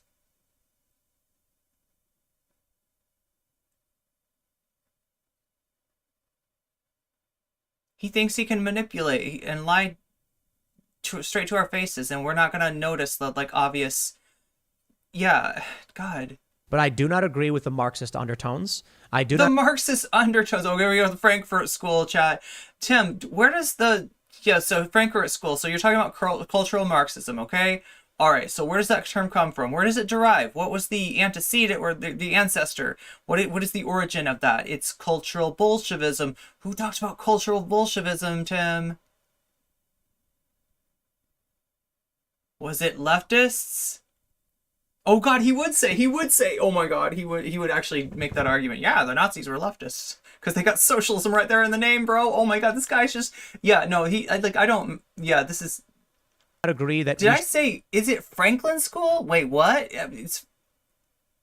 Did he say, he said Franklin School? Okay. Where are the Marxists?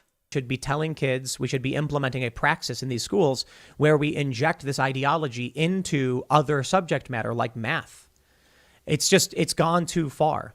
To say that math is racist, it's like, dude, no, it's not. Much of our math is Arabic, algebra. We use Arabic numerals. I think these people are just overtly racist. Okay, so a white supremacist group that uses rock music is celebrating black culture because rock and roll derives itself from the blues, and that's, yeah, there we go. Tim, your logic is so no one talks like these people do. Yeah, academia is Marxist. These guys is build up anger and tension and fear using buzzwords because of 6-year-olds are scared of the buzzwords. Yep. They're scared of the world changing. And I tell you this, at a personal level, it scares me about what that means for me and what it means for my family, what it means for my future family. I don't want to live in a world where I have to tell my kids to lie about what their race is, because that's what I had to go through. And when he found out, it was funny. When he found out that I was a quarter Korean, he said, you're only a quarter? Aw, geez, dude, and started laughing. And I was like, how do you think that makes me feel? You're laughing about that. And he's like, I'm not laughing at you I'm just saying, like, it doesn't matter. And I'm like, it's crazy. It really, really is. To have a white dude claim to be fighting racism, laugh at me based on the things I went through, even though I was trying to agree with him. It just really felt like getting spit on over and over again. Your life doesn't matter. I don't care what you've been through. I don't agree with you. I don't believe you. And I don't care because you oppose my views. And I'm just like, ideological racism, man. So I'll stress that last point. Systemic racism exists. I believe that black people in this country.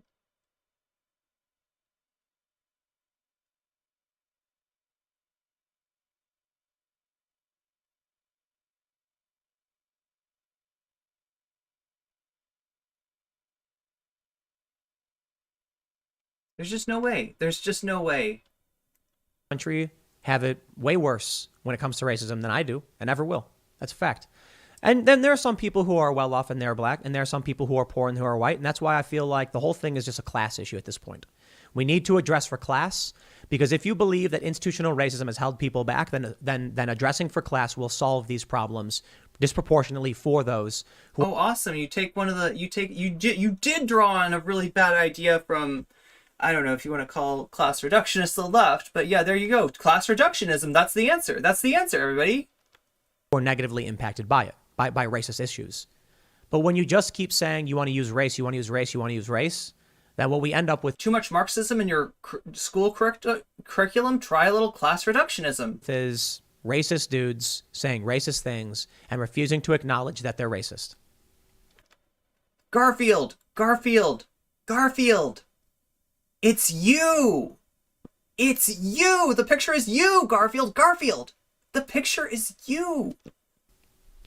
I'll leave it there, man. I don't see a way we solve this because the left is going to claim I'm racist. And it's funny. Yeah, when is he appearing on Peter Coffin? Like, this is what just drives me nuts. Haas.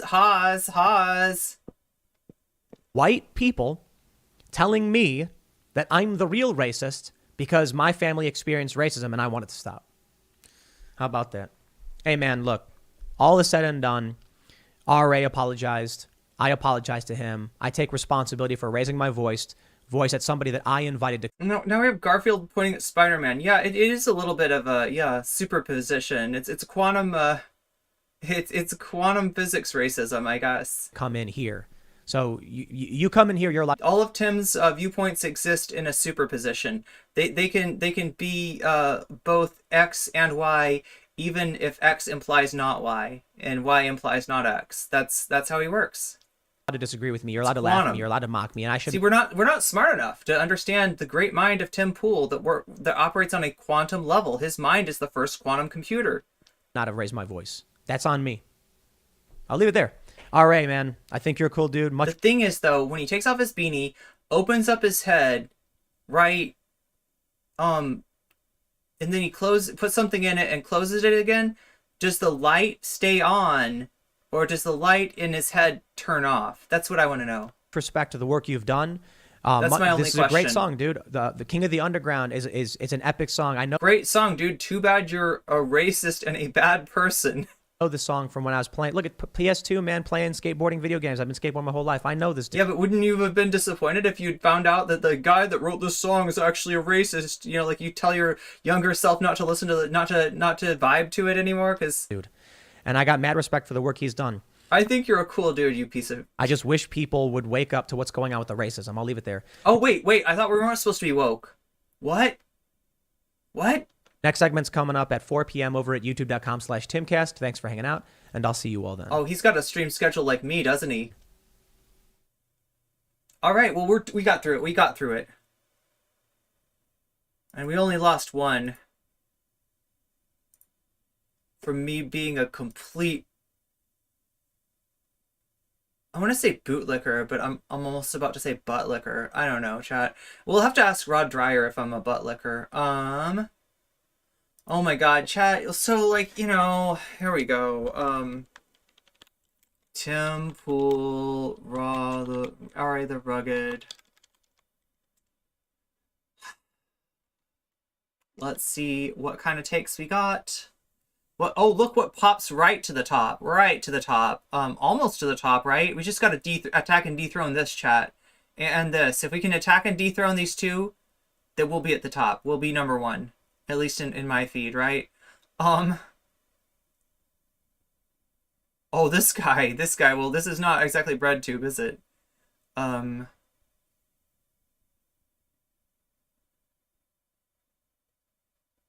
Alright, let's just do Sam Cedar first. Is that okay? We just do Sam Cedar first? Understand that I don't agree with Sam Cedar ideologically, okay? Understand that. Tim Pool has this rapper, R.A. the Rugged Man. And I have to concede I'm not familiar with this person's music. A quick Wikipedia search shows that he's worked with Biggie and the Wu-Tang Clan. So all right, there you go. Wow, got to be pretty. This no comment chick accomplished. Seems pretty base. We should react to her. And now Tim Pool took this down from YouTube, anyone? I think. And so no, maybe it was a mistake, and so we should put it back up. In this regard, here's this clip, and I think this is where it starts. We're not 100% sure. Tim Pool has been a little bit playing this close to the vest by taking it down. And we should also say that this is just a moment, and he did say it's up somewhere. Did anybody catch that? Sam Cedar is scared to debate NCC. I know, NCC, what a nightmare. There's not a lot to be necessarily garnered from this except for entertainment. And watching Tim Pool be afraid that he's going to get beat up. I mean, he wouldn't be the only one, chat. He wouldn't be the only one. Hardly anybody will debate me since I took down Dylan Burns. Which actually isn't that hard. Some you don't have to be a great debater. Let's be honest. In his own studio. That I enjoy. Here is a conversation between Tim Pool and... R.A. the Rugged Man is basically saying, dude, you claim that you're trying to make an argument that you're not racist, and you put out some material. And this dynamic, I think, is one that we have noticed on the show with a lot of different people.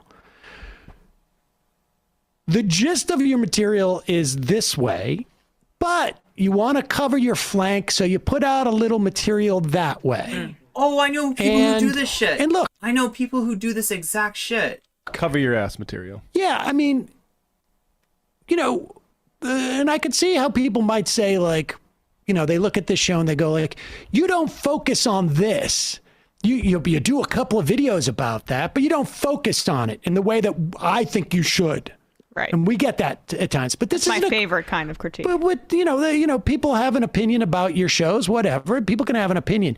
But this is different because we're not talking about two different topics. I don't know, you know, I would never criticize Tim Pool for, like, you don't focus enough on the question of racism.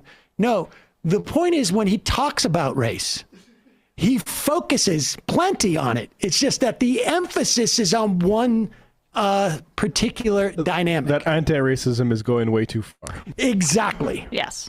And so here's the first of their two exchanges. And I believe, Yeah, that actually what Sam said. That explains it. That explains his discordant and irreconcilable takes.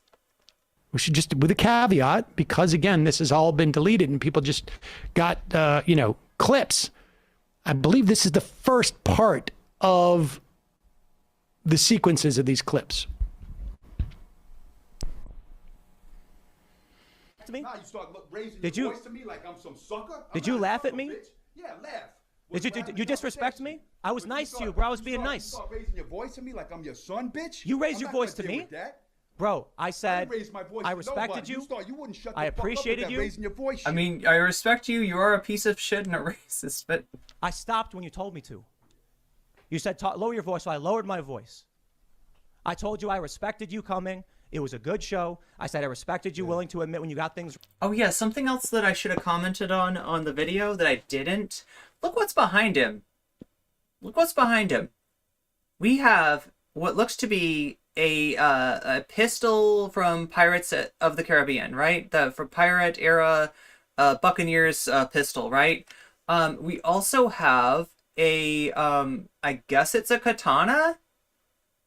Can somebody tell me if that's a katana? It's not a machete. I know what a machete looks like. It's not that. I think it's a katana, although I haven't ever seen a straight katana. But that's the thing that it most resembles, right? So we got those, you know, right? And what's striking to me is that, like, it's not just a katana. It looks like what it is it's a, like, modernized katana. Like, if there was a sport that involved katanas, like, that's what a weapon from that sport would look like. You know what I mean? You know what I'm saying? Like, it's painted, you know, this weird, you know, green that probably didn't exist, you know, and also, like, you know, those katanas are usually just kind of metal colored, right? This is like I don't know what to call it. It's not a katana. What is it? Acrobus and a native natto olive painted katana. Well, I don't know, maybe somebody said it's not a katana. But whatever it is, it's a very modern looking weapon along with a very antiquated looking weapon. And I'm not sure why. Wrong. Bro, I have put It's a so little much. it's a little bit of a weird champ, Tim. It's a little bit of a weird champ. Like, you could have had a pirate sword. Or you could have changed the gun to something that would fit with, you know what I mean? Like, I just don't understand.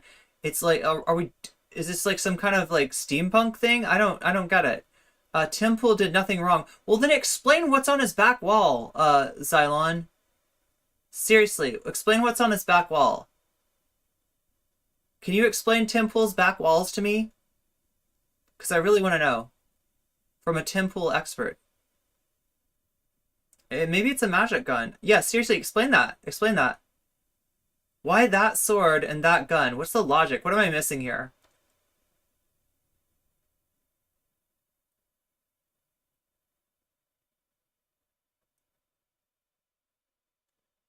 And also, I believe into the quote is actually NCC did nothing wrong, right? So I think you're a little mixed up. this. Look at this. I watch your videos. You I see already this? watched your video. No, I see your videos. You don't. Ronin Swords from Endgame had yeah. That's the one thing I thought of is there like a comic book character that has like that gun and that kind of sword? Maybe it's a reference to something from pop culture. That could be. Oh my God, yes. You don't. No, you I see see what, your- you your- see Yes, Deem Star. You're gonna say, look, See the hate. this is the non-racist thing. But The meanwhile, non-racist thing. you have videos promoting Derek Chauvin and acting like he was in the right. You have videos of that. You have videos We of the other disagree guy. on some You have things. videos of the other. You have videos of the other guy. Two guys. It's a 4D chess move. It's just Armory. so it's just to distract me. And you Two go, guys. oh, but they grabbed the pistol, defending them, killing a black man in the streets, and he ran That makes sense. I am distracted, so for them and giving excuses. guys. You have these videos, so I all get of this shit Doesn't doesn't matter. matter. Doesn't matter, No, of course not. A decade of work doesn't matter. No, Because- no, because lives were lost by police, and you were there bootlicking the fucking cops. I think we should Yeah. abolish the police. Okay, now.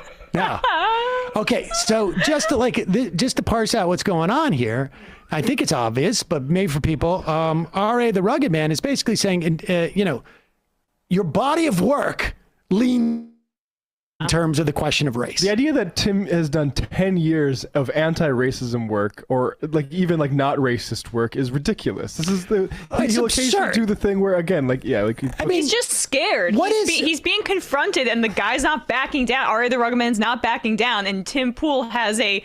Don't worry though, he's a very tough guy. He has a samurai sword hanging behind him, crossed with a pistol because he's super tough. But then his voice starts shaking when he's called affirmatively or like with authority on his bullshit.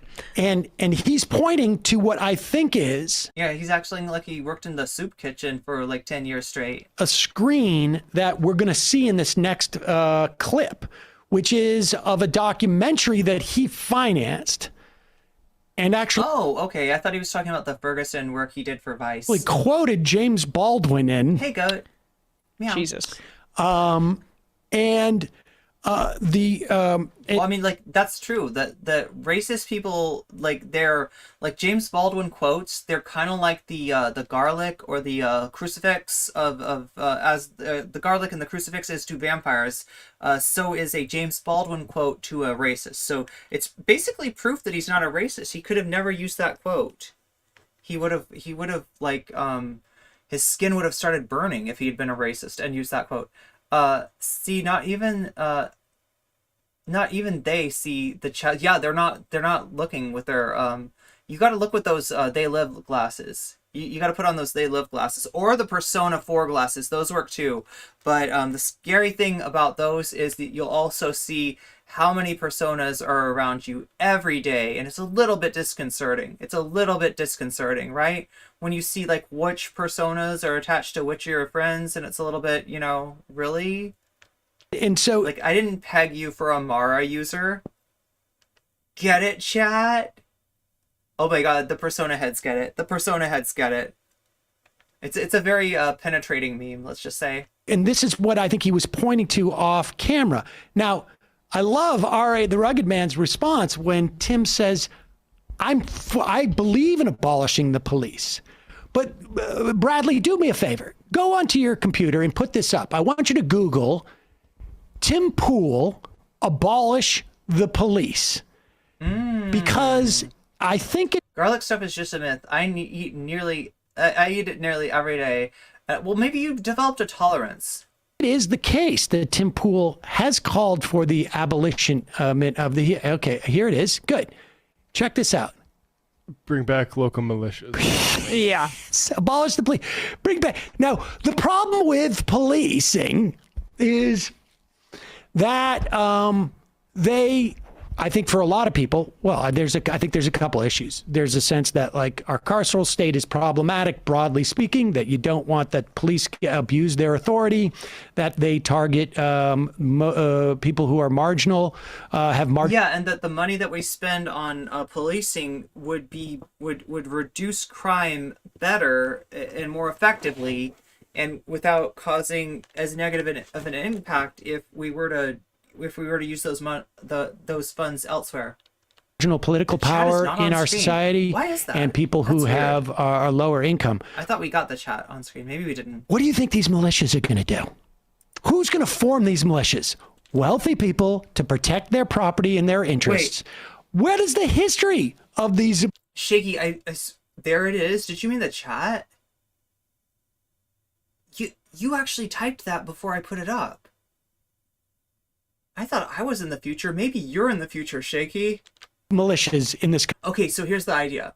Maybe like I'm at 5 seconds in the future from the rest of you, but then Shaky is like actually 10 seconds in the future. Like it's like his.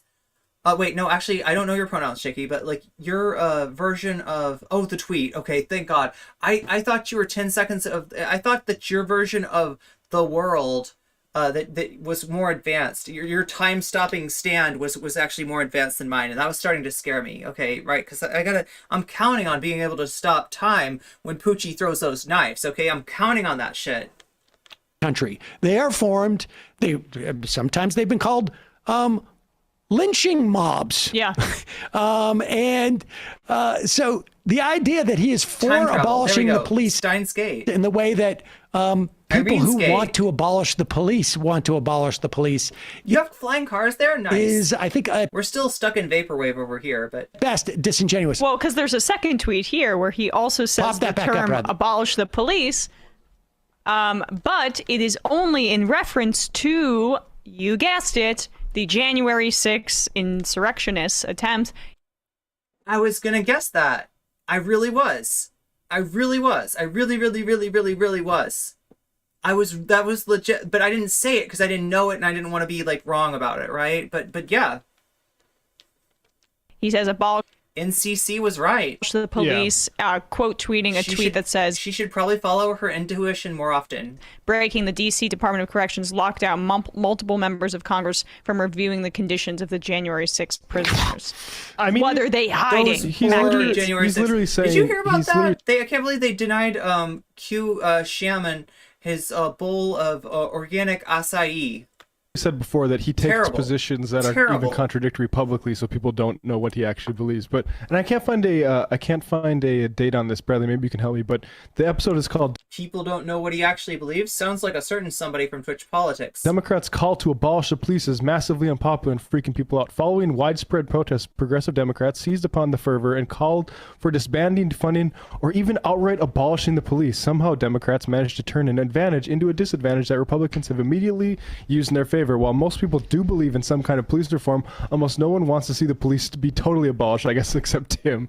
Yeah, but but- this is his own podcast. Right, and the thing is that when he's, as you say, he's covering his ass. It's superposition. These people just don't understand the quantum mind of Tim Pool.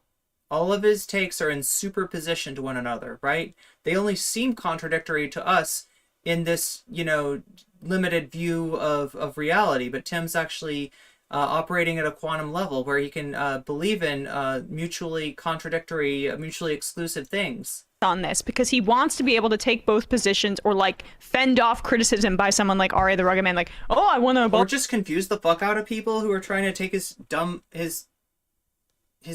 him seriously. the police or want to create militias. And I mean, I'm sure the militias only are able to look Horn a guy? certain way. Hustling Like, to Here's the Emma. stage. yeah. 10 years of work. But years but of he's tireless like what work. is good about what Ari the Rugged Man's doing there is he's explicitly calling him out on those critiques directed at acts of racism A nice by synonym. police, It's a nice synonym for doublethink. Yeah, it's updated. which you are not going to hear from Tim Pool on. In So fact, here you'll is hear the here is opposite. Tim Pool now Look, all forms of doublethink are equal. Just some are more equal than others. pointing to the culmination of his 10 years of anti-racism work. Yeah. And R.A. the Rugged Man does not appreciate the way that that Tim is coming at him. And we should say later in the show, R.A. the Rugged Man apologizes, says, I do have a... There's a second temple that's actually moving backwards through time, waging temporal war against the libs from the apocalyptic future, a la Terminator. Which Terminator is that? It's one of the Terminators, right?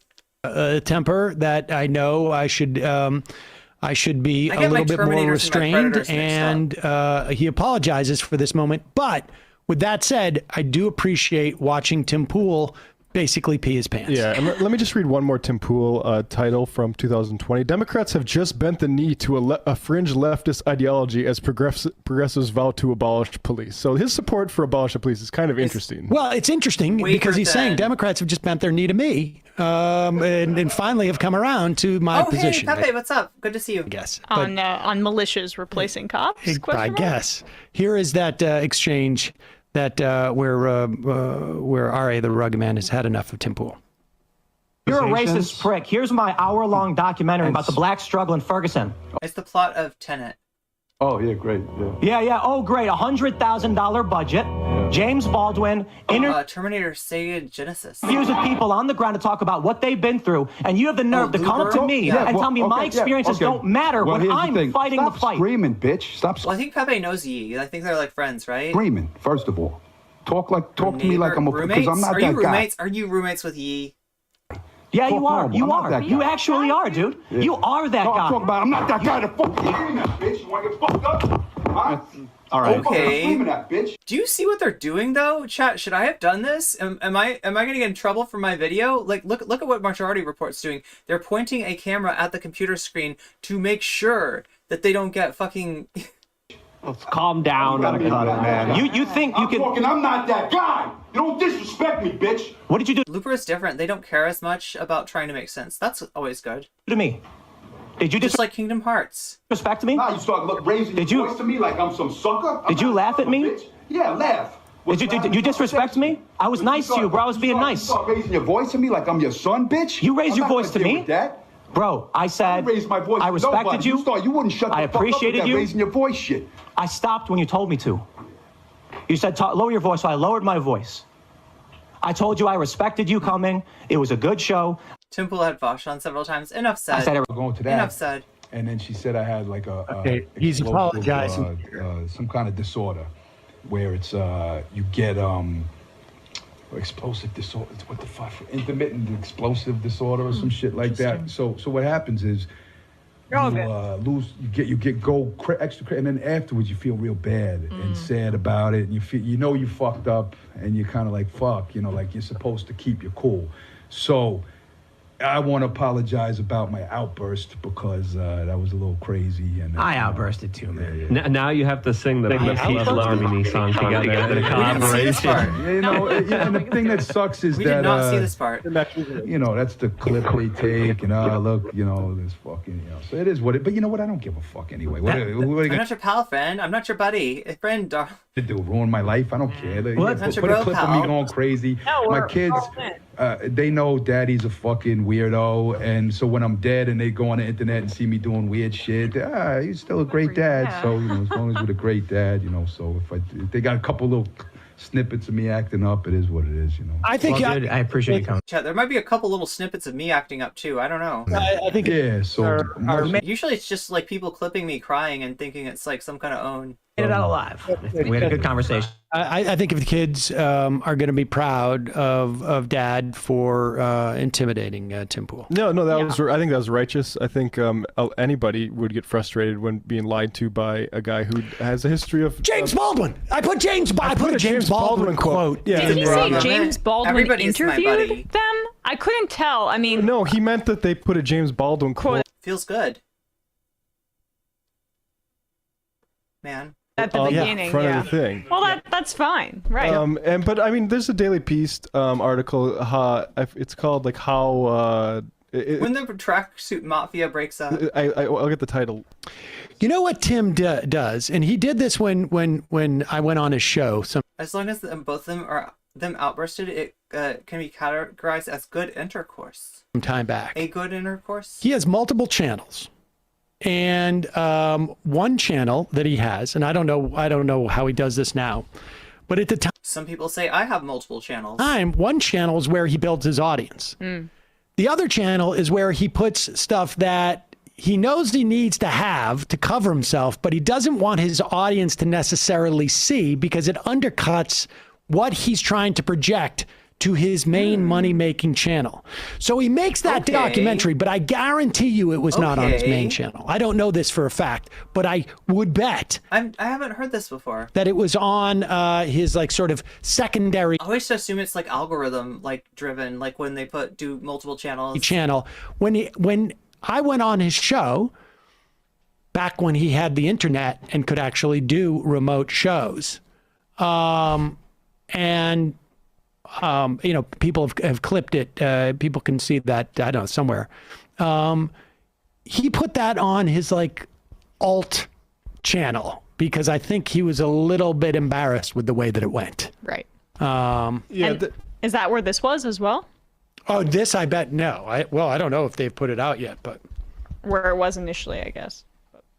There's this article on it has a long title and it's a real long article and I can't scroll on my phone all the way up, but it's a Daily Beast article. If you search Tim Pool fraud, it's like how journalist Tim Pool is a big coward. But there's a section from that. Did he say that his BLM doc? Yeah, like 100 million. He said it was a large budget. I don't remember if it was 100 million or. Ferguson documentary. Given the heightened tensions in the area and the expanding national conversation about race, many locals were apprehensive when approached by reporters.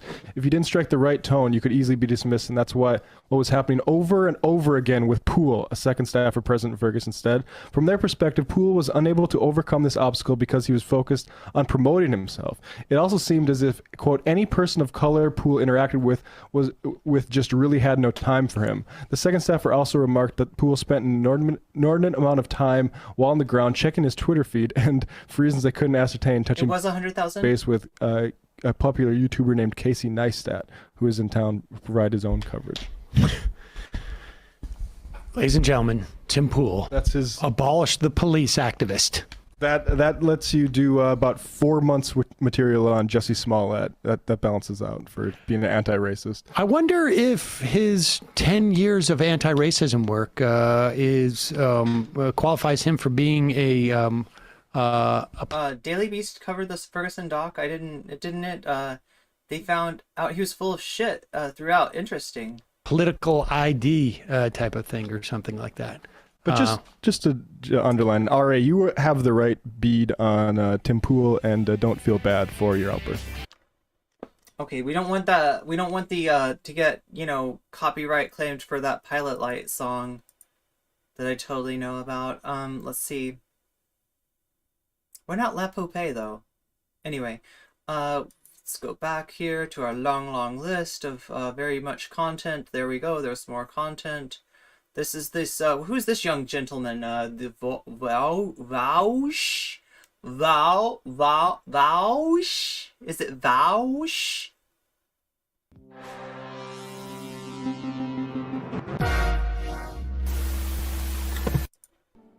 Tim Pool almost got in a fight with his guest on air right now. Oh God.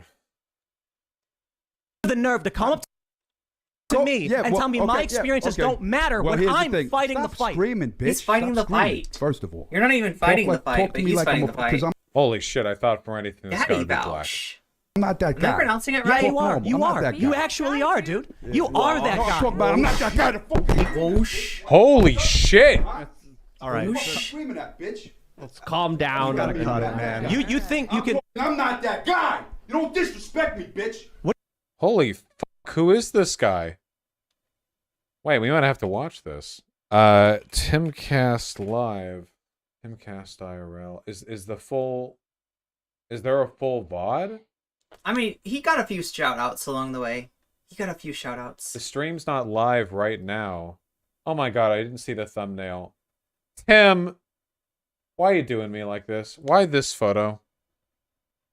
This is why you need headshots. They would still use those photos, you know. That's RA, the rugged man, an old rapper. What were they disagreeing with? Chat, you know what photos they used for me? Anytime that I look like this.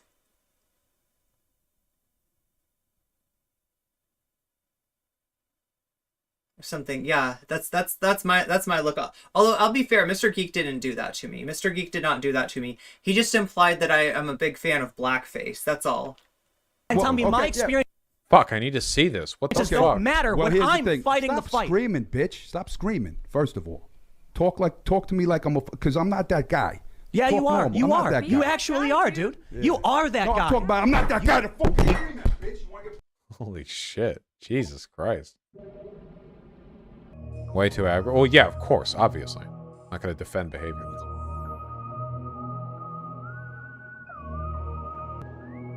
When people say fighting words, they talking about whatever Tim just said. I don't think that would count towards fighting words.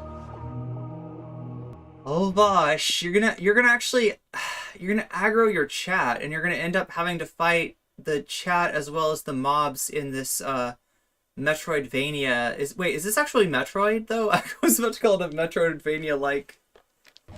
Tim is like FPS. that. Well, Tim.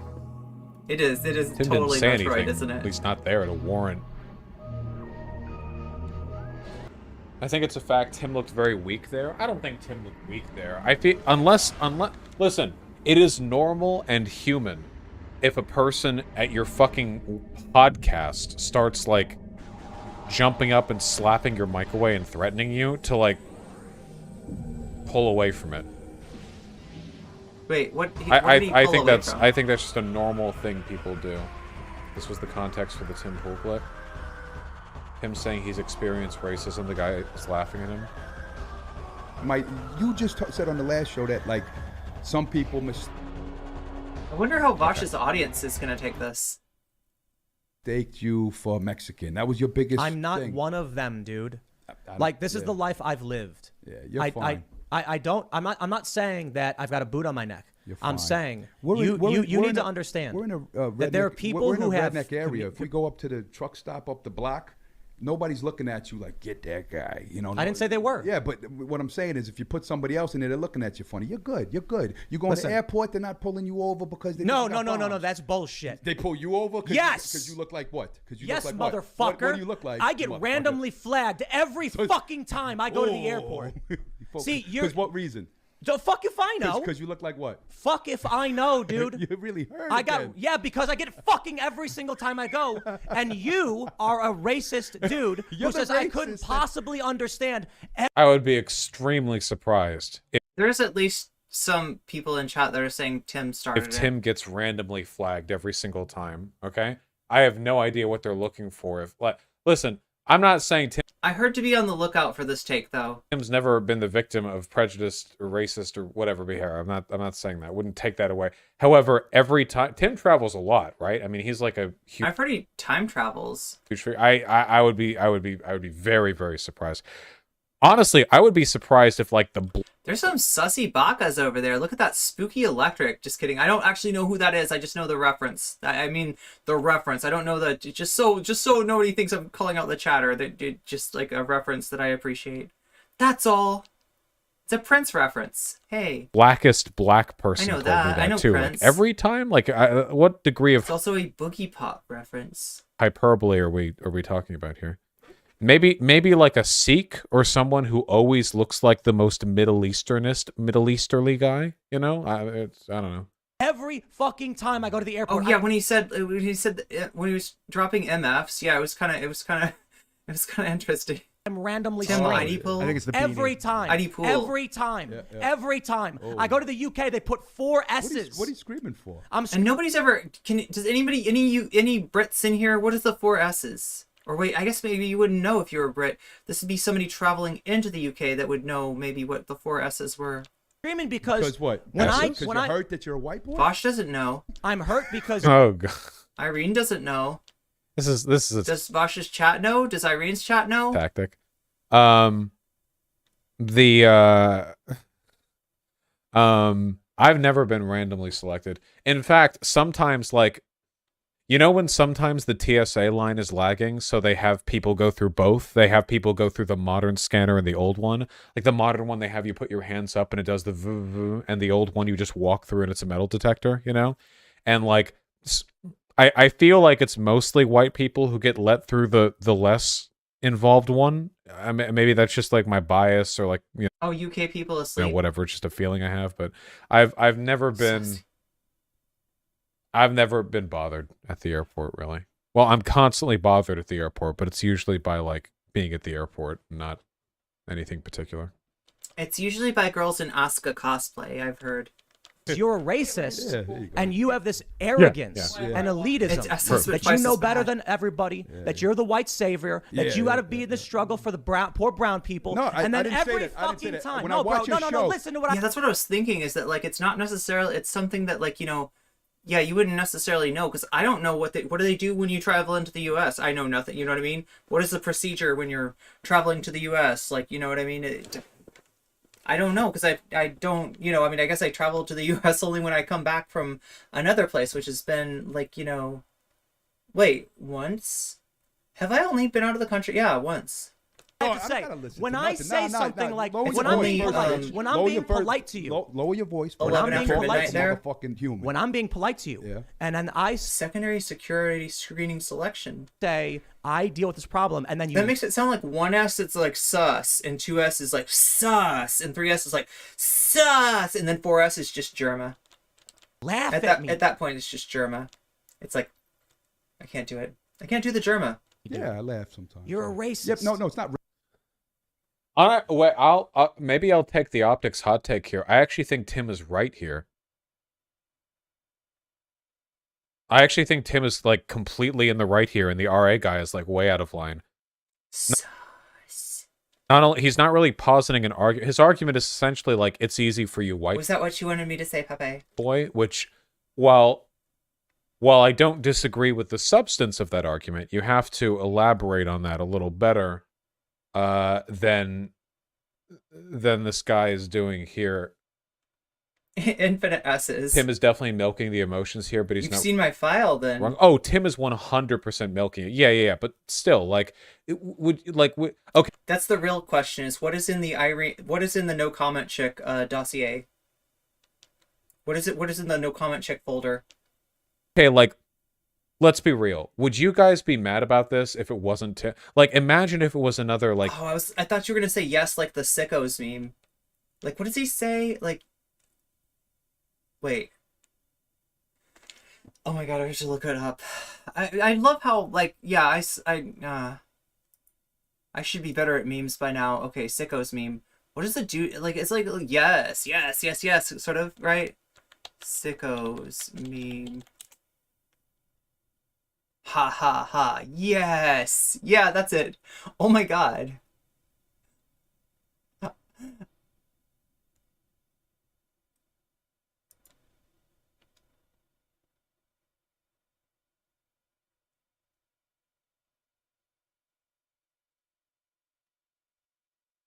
Yeah, oh no, it's yes. Ha ha ha.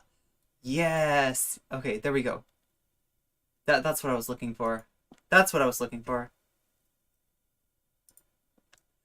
I don't know. Why do I expect someone named Pepe that everything they says will be a, there are exabytes of files in the NCC dossier. Asian American, like, mixed race dude talking about the racism he experienced. And he was getting angry that his experiences were being downplayed. Like, you guys... Actually, it's just a picture of Garfield. Would be siding with Tim in that case. Like, it's the fact that He hasn't watched enough of this conversation. Is this really his first time seeing this? I'm surprised that he hasn't seen more. Vosh hasn't watched... Then again, he is a streamer, and sometimes you just don't have time. Vosh hasn't watched enough... Yeah. He frequently does this. Just jump into conclusions. Okay. Tim, I think, that would bias perspectives, but I think he's correct here. It's hard to elaborate when a dude is screaming over you. Oh, I don't you think he overlook- wants to elaborate. You can... Because you look like what? Yes. You Yes, look like motherfucker. What do you look like? I get motherfucker? randomly flagged every fucking time I go to the Oh. airport. Maybe he's angry because he's, like, not black, and he's thinking, like, God damn, really? Like maybe Tim's getting flagged, and he's like, seriously? I'm incredibly pale. What are you... Like, he's angry because it's not even expected, you know what I mean? See, you're... Because what reason?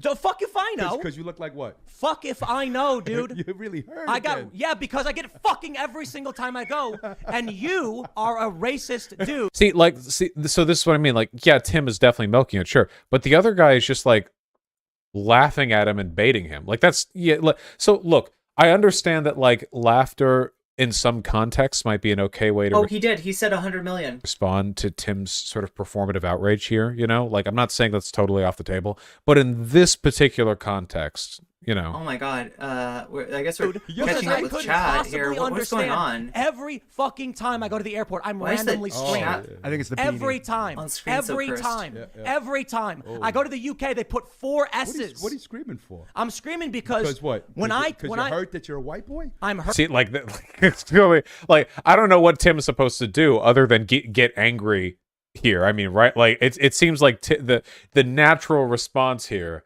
is for Tim. Oh god, I forgot. Like, yeah, these guys know each other?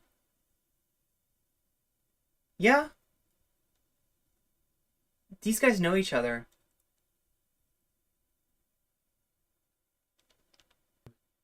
To get angry, which I mean, if he does, like, okay.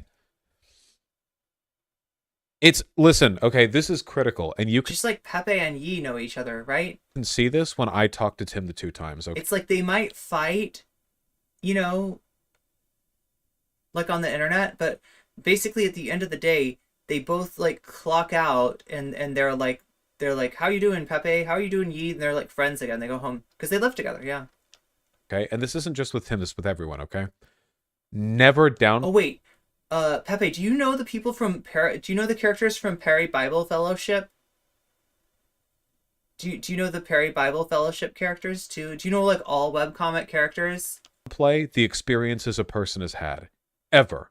Okay, don't ever do that. Okay, I have talked to black conservatives who have pulled the whole, well, I've never experienced racism, so don't ever tell them yes you have. Okay, you always yes and you work with whatever they say about themselves because they are an expert on the subject of them. You will never beat them on that unless you have proof they're lying, like you have some insider info, Like a dossier? or whatever. But you know, outside of that, like yeah, some video footage of, you know, the TSA just letting roll through. But outside of that, I mean, don't invalidate people's experiences, even if you feel like they're kind of playing it up. Do I think Tim's been stopped every time? You don't No, know the Perry Bible Fellowship people. absolutely not. However, I don't think that's It's okay. People always ask me if I know Anna Frills, so and no, I don't. really relevant to the argument here, you know. So what the other guy, RA the rapper or whatever, what he could say is, you know, all right, so I get that. I'm sorry to hear that. But you can recognize there are like ways in which other groups have it worse, and you can see that borne out in data. Draw it back to the That's a profound statement, Pepe. data, because that's a good way of profound statement. non-abstracting it, of bringing it back to reality. Like, no, I'm not saying you're not a victim of racism or that it's never happened to you. I'm only saying, like, if you look at the numbers, it's pretty clear that these types of problems tend to happen disproportionately to these groups of people. And, you know, Yeah, always tell Tim Pool you are valid. Heckin' valid, actually. that's broadly what I'm concerned about. That kind of thing. You know what I mean? Heckin' valid. If you want to, you know, you can like throw in like your own little performative rhetoric bomb, right? Like you know, maybe something like, you know, and we're talking about you getting flagged every time you go through the airport, but you know, with average incomes as they are, a lot of black families in the US never get to see the inside of an airport. You know, they don't even get the chance to get flagged because, you know, there's so much income inequality along races in the US that they never even get a chance, you know? Like something like that, right? See, I feel like that would be a good play by because it would work with what Tim has provided. It would be a good fucking pigeon. It'd be a good Liquid Vosh. I hope chat's appreciating Liquid Vosh in the same way that I sort of response I think you meant to type JK, right? that acknowledges what he's gone JK. through while It's still JK. underlining the point RA the rapist is trying to make, which is that white people have it you know, have it easier, or white passing. I would say that Tim is white passing. Is that I think that's perfectly fair, you know. Like, you know, when I heard Tim was like half Asian or what, I thought, oh yeah, I can see that, but But I don't know anything about edgelord memes. I feel like he's white passing. Hurt because you're a racist Yeah, there you go. and you have this arrogance Yeah. and elitism Yep. that you know better than everybody. I'm just a right-wing Canadian streamer, after all. That you're the white savior, that Yeah, you got to yeah, be in the struggle for the poor brown people. No, and I then didn't say every that. I didn't say fucking that. time. When No, I bro, watch your no, show- listen to what I No, have to I say. gotta listen When to I nothing. say Nah, something nah, like, lower your when I'm voice being first, polite, bitch. when I'm Lower being your first- polite to you. Lower your voice. There are more clips from the channel if you want to see. From this channel, I do want to see. Actually, this can be a segment. There we go. Nice. Content. Content. His content bell went off. I'm being talk polite like to a you. motherfucking human. When I'm being polite to you, Yeah. and then I say I deal with this problem, and then you laugh at me, dude. Yeah, I laugh sometimes. You're a racist. Yep. No, it's not. Yeah, I don't think he's handling that well, Ari the rapper. Didn't you say you were watching this tomorrow? Yeah, but my editors need content now. Also, I feel like these clips probably catch the best parts, right? That's an interesting theory. Maybe they do. Maybe they catch the best parts. I can't get the whole live stream, and Tim chooses which segments to upload, and I feel like he might editorialize over it since the interview clearly didn't go well. So we'll see. Documentary about the black struggle. What is Vosh's take on this? Can you really tell? Oh, yeah, great. Yeah. Oh, that both their parties are cringe. Is that where Vosh is going to land here? Great, $100,000 budget. James Baldwin interviews with people on the ground to talk about what they've been through, and you have the nerve to come up to me and tell me my experiences don't matter when I'm fighting the fight. Screaming, bitch. Here we go. Stop screaming. Yeah. Then you actually. All right. the funny thing, I think this makes RA look like kind of a hypocrite, is that this whole time Tim Pool is the one who's upset and angry and stuff, and RA is the one who's doing kind of the trollish, like. Oh, is that like one of those sites that you can go in it like it tells you like your future? Is that what that is? You know, whatever white. It's like you press F5 and whatever you land on, like whatever thread comes up, that's your future. Is that what you're talking about? That site? It's like a divination site, right? 4chan, it's like a divination. Boy, whatever. But then in the end, RA is the one Fortune. who actually escalated. I think it's just spelled Fortune though. If it's the site, I think. Yeah, Fortune. No, wait, no, that's the magazine. Threatened violence, right? Like, doesn't that come off a little bit hypocritical? Like, you can't really play the cool, detached, I'm laughing at you kind of character, but then also be the guy who freaks out and knocks the mic away. I mean, look. Actually are, dude. Yeah. You are that guy. I'm not that guy to fucking scream at, bitch. You wanna get fucked like that. Like. All right. Fucking screaming at, bitch. Let's calm down. Gotta cut it, man. Oh, or is that the chat? Is that the site that like shares my like pre-transition thirst pictures? Is that what you're talking about? You think you can? I'm not that guy. You don't disrespect me, bitch. What did you do to me? See, like that, like you can't play both of those characters at the same time. Is that what you're here for? You can't do both. You know. Here's the most recent clip. These were all uploaded 1 hour ago. This just happened.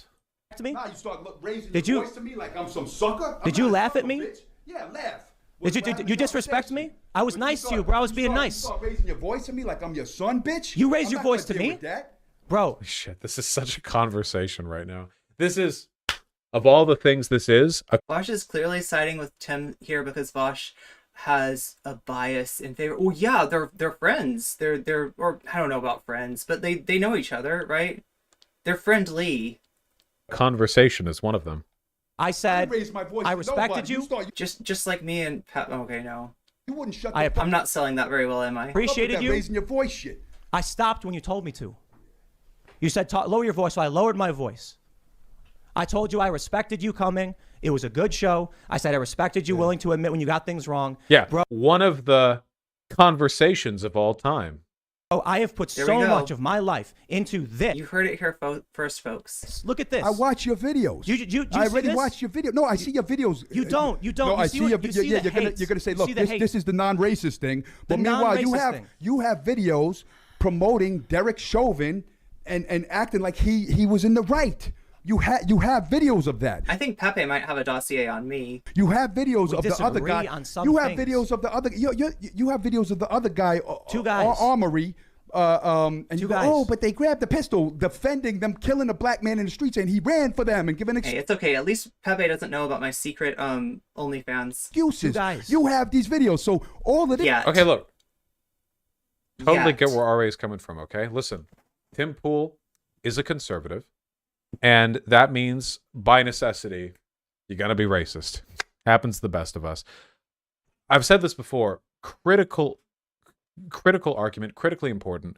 You you when you come into a conversation with a person who said or done a lot of things you disagree with, you have to keep things really laser focused, okay? This is the thing that I learned in my first conversation with Sargon, okay? The first convo with Sargon, I'd spent my whole goddamn early YouTube career thinking like, okay, Sargon is like one of the stupidest motherfuckers. I mean, he has said so much dumb shit. He is so... I know, like, I think he missed, Deemstar, I think he missed the real story there, right? Many bad positions.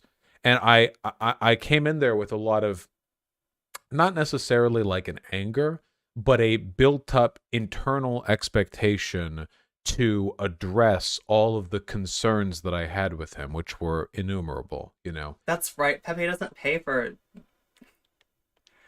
The problem is... Pepe doesn't pay for NCC pictures. When you can't do that, and you can't, of course. That's not how debates work. You don't get to just unload everything on the person. It's point by point established, you know. You get really frustrated because you feel like you're, and then every once in a while you'll bring up like some side point you're angry with, but it just makes you look really overinvested, and it's not good. Okay, when you come in for a convo, you have to be laser focused. Not conservative at all. I did this with Hell Charlie no. Kirk as well. Has Charlie Hell Kirk no. done terrible stuff? Yeah, like every day. He makes a habit of it. You just talk about the convo. If you want to deviate from it a little bit, you can, but you have to keep things I did the same with Stefan Molyneux as well. Stefan Molyneux is fucking insane, but he wanted to talk about capitalism, socialism, so that's what I talked about with him, you know? Now, some people, some viewers may find this unsatisfying. You have to hold them to account, but it just doesn't work. So I think what's happening right here is RA is frustrated because he's seen so much terrible shit come out of Tim Pool. He feels like he has to take down all of it, you know? And as a product, he plays the laughing game, you know, haha, you know, you're dumb, you're white boy, whatever. But I mean, to be fair, you could make the argument for Tim Pool's views being quantum in nature. That the views are quantum, that they're all in superposition with one another, that the seemingly contradictory nature of them is actually just a superposition, right? You could make that argument, right? And the question is like, which set of mutually exclusive views do you take down? Do you take down, you know? When he does that, he's masking his own anger. He comes in angry, and when he realizes he's not able to address all these points to begin with, he gets frustrated, and he tries to mask that anger with laughing and derision. Wait, are you telling me you was trolling?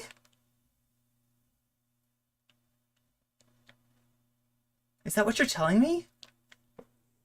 But because he was ultimately the angrier one, he's the one who threatened and lashed out. So, you know. This shit doesn't matter. Doesn't matter. No. Yeah. Oh, God, yeah, Vosh has got his own contradictory stuff. Oh, of course not. A decade of work doesn't matter. No. Because because lives were lost by police, and you were there bootlicking the... He's trying to say that optically it looks bad. Oh, okay. Wait, who isn't disagreeing with me? Fucking cops. I think we should abolish the police. Thank you, Tim. I agree, but I understand why he couldn't, because he's a rapper, not a debater. Look, this isn't a personal judgment. I know nothing about this RA guy. Literally nothing. This is the first that I have heard of him, at least to my memory. But I'm just giving general advice, okay? But the real question is, why are you trolling me? That's the interesting part, right? General advice on this sort of stuff, you know? Whether or not you can enact it or act on it.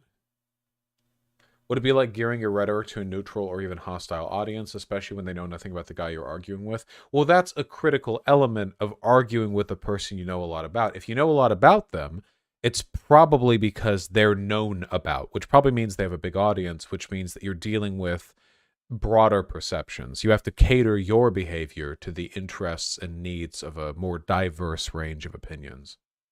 I think anger is good. I think some of your best moments have been righteous anger and brutal, merciless takedowns. You have to earn those, though. And there's a big difference between righteous anger and just plain old anger, you know. You have to earn those moments. You have to build up to them and justify them and substantiate them appropriately. You have to build them to such a point that people blame your anger on them. So the most recent example of this would be my RGR debate, where I was very calm for like 2 hours and then at the end I shouted at her and hung up. In no conversation surrounding that debate has anyone accused me of yelling at her or speaking. Wait, didn't I do the same thing to Dylan though? Vosh, how come the thing that you did doesn't work for me? I wonder why. What's the difference between me and Vosh? What's the key difference here? Chat. Why does Vosh get away with stuff that I couldn't dream of, right? For her being mean to her, at least none that I've seen. Everyone seems to understand that the anger at the end she earned, and for that reason I get no flack. But now they're a freaking communist invading radicals. In spite of the fact that I was arguing with, let's be fair, a trans woman. Thank you for the subby. There, for whom the bar is a lot higher when it comes to justifiable aggression. You know, if they had been like some brutish guy, then you probably wouldn't have been upset if I had started yelling quite a bit earlier. But, you know, regardless of relative... Because he's popular. Oh, that's why. It's because he's popular. Perceptions and all that stuff. It's something you have to earn. Anyway, I think that's it for available clips. I don't know what else is going to come out from this, but I feel... Because he's a we do a full debate review when this comes out. Maybe. Tempest, are you still here? Cut the segment. Cut it. Cut the segment. Okay, wow, it must be nice. Must be nice. Anyway.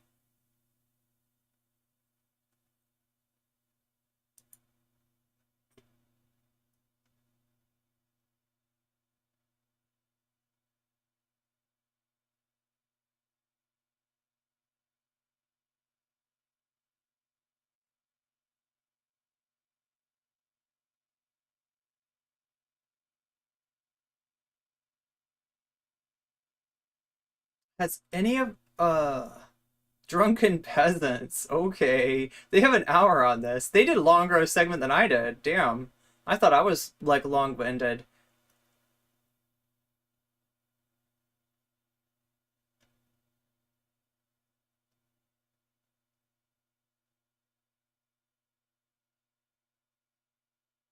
Any other Breadtube segment? Oh my god, there's a TYT one. I'm not really that thrilled about watching TYT, though. TYT kind of left me with a bad taste in my mouth.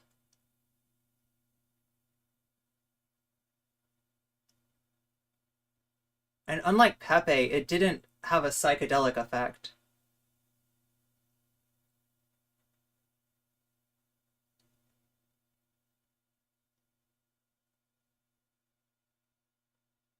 I'm not seeing a lot of Breadtubers come up on this. I wonder why. I'm supposed to do Breadtube reacts. Does Breadtube even react? Rational National.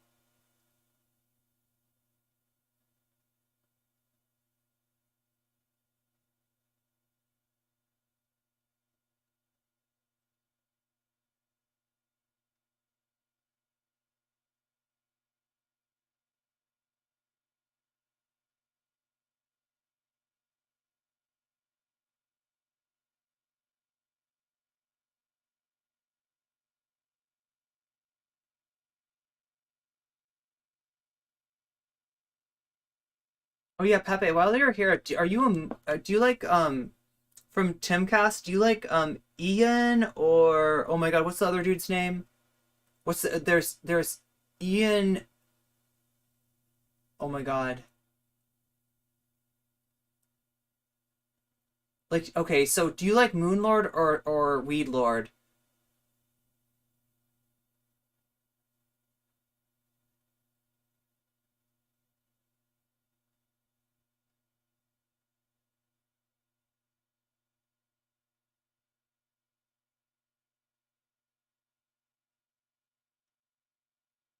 There's a lot of red here. Lot of red.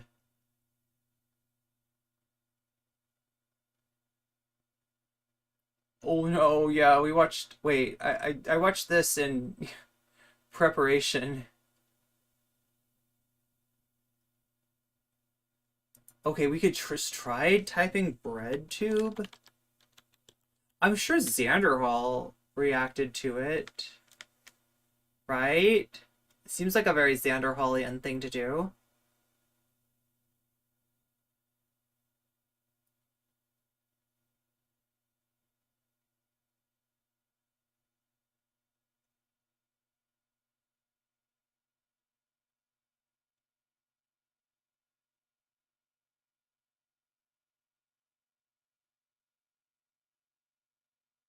You think that typing Breadtube would bring the Xanderhall one? Okay, we'll actually type the cursed Slanderhall into here. There we go.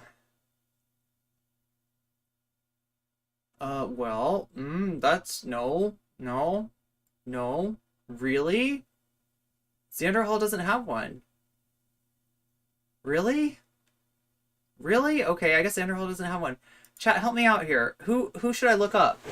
Good night, Sabrina. Good to see you. Get some sleep. Meow. Oh yeah, wait. The Nick Green. Let's do Nick Green. I love Nick Green. I know Nick Green did one.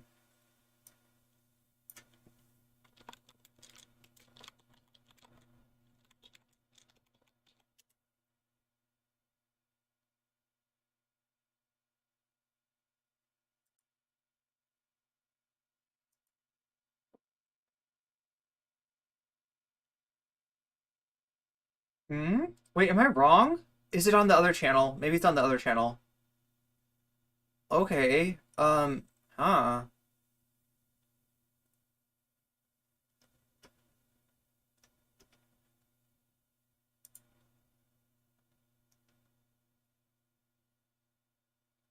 Oh yeah, this is Green. I should be on Nick is not Green. Not Green is not Nick. Am I wrong? Am I seriously wrong? I could have sworn that this clip existed. Really? Really? Did it get maybe it got taken down? Are people getting taken down? Oh, hey, Umar. We're just trying to find other Green stuff to react to. Yeah, Green Nick is good. Good people. Did Pepe get banned? I don't see Pepe anymore. We had a visit from an internet celebrity, in the chat. Apparently a big fan of mine. Back from the time when pictures of me were posted on a certain website at one point. Yeah.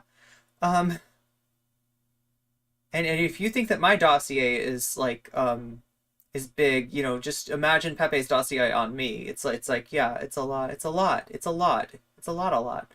But anyway, I think I'm guessing that Pepe got banned. He was really skirting that edge. I love it though. It's a real achievement when a troll has to say, "I'm a troll." I'm a troll. That's a win for me anyway. Yeah. Me too. Me too, Pepe. Me too. Uh. Why would anyone post pics of me? I don't know. They thought it was a gotcha moment. They just, I don't know, anyway,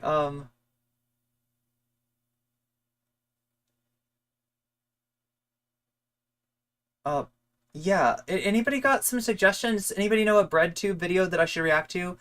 I thought that, yo, you haven't gotten banned. Wow, you evaded the ban. Good job. I'm surprised. You don't have shit? Well, apparently you're not quite the researcher I thought you were, huh?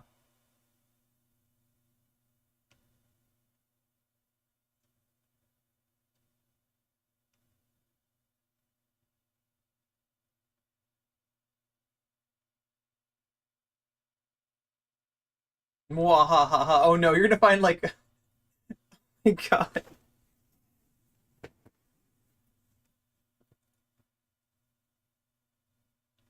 Okay, anybody got suggestions? Cause like I'm out of ideas to find like Breadtubers reacting to this sussy baka.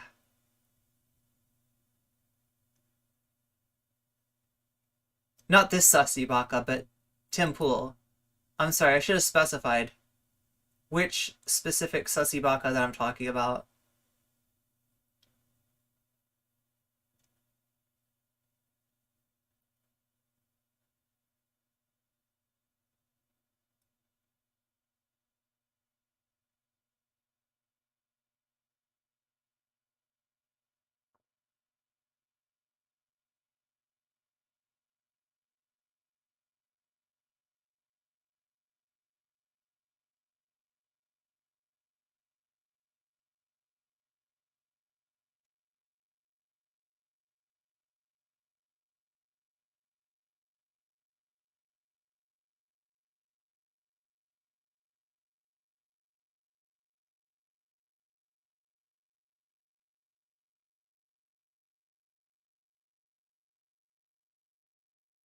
There it is. Wait. Okay, so he did. I was right. He did. See, like, that's when that's I feel like that's the shuriken hitting Xander Hall in the leg. Like, he got one that was also a boomerang, and it came back and it hit him in the leg. All right, listen up, everybody. Your boy Xan was scrolling through Twitter yesterday, like he does, all right? Like I do. Like the man I am. And I'm scrolling... Is his hair getting more platinum? ...through Twitter, and I see a clip, all right? I see a fucking clip of Tim Pool talking to some fucking guy, and this dude, like, mid-debate, in person with Tim Pool, at least from the 10 seconds I saw before I paused it, got up and was, like, going at Tim to throw a punch or something.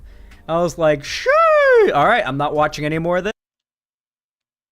I'm watching the full clip on stream because there's no way in hell that I'm spoiling this for myself before you guys get to see my fresh, clean, genuine first-time reaction.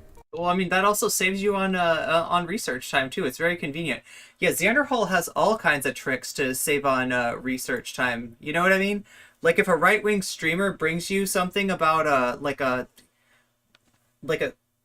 streamer who's collecting information on all of Breadtube, then it's kind of nice that you just don't even have to research that. Just take her at her word and stuff like that. Don't check out her views on Palestine either. Just take her at her word that she's a good lefty, right? Yeah, that's Xander Hall's school of research. It's a little different than mine, Chad. I have a little different approach when it comes to that stuff.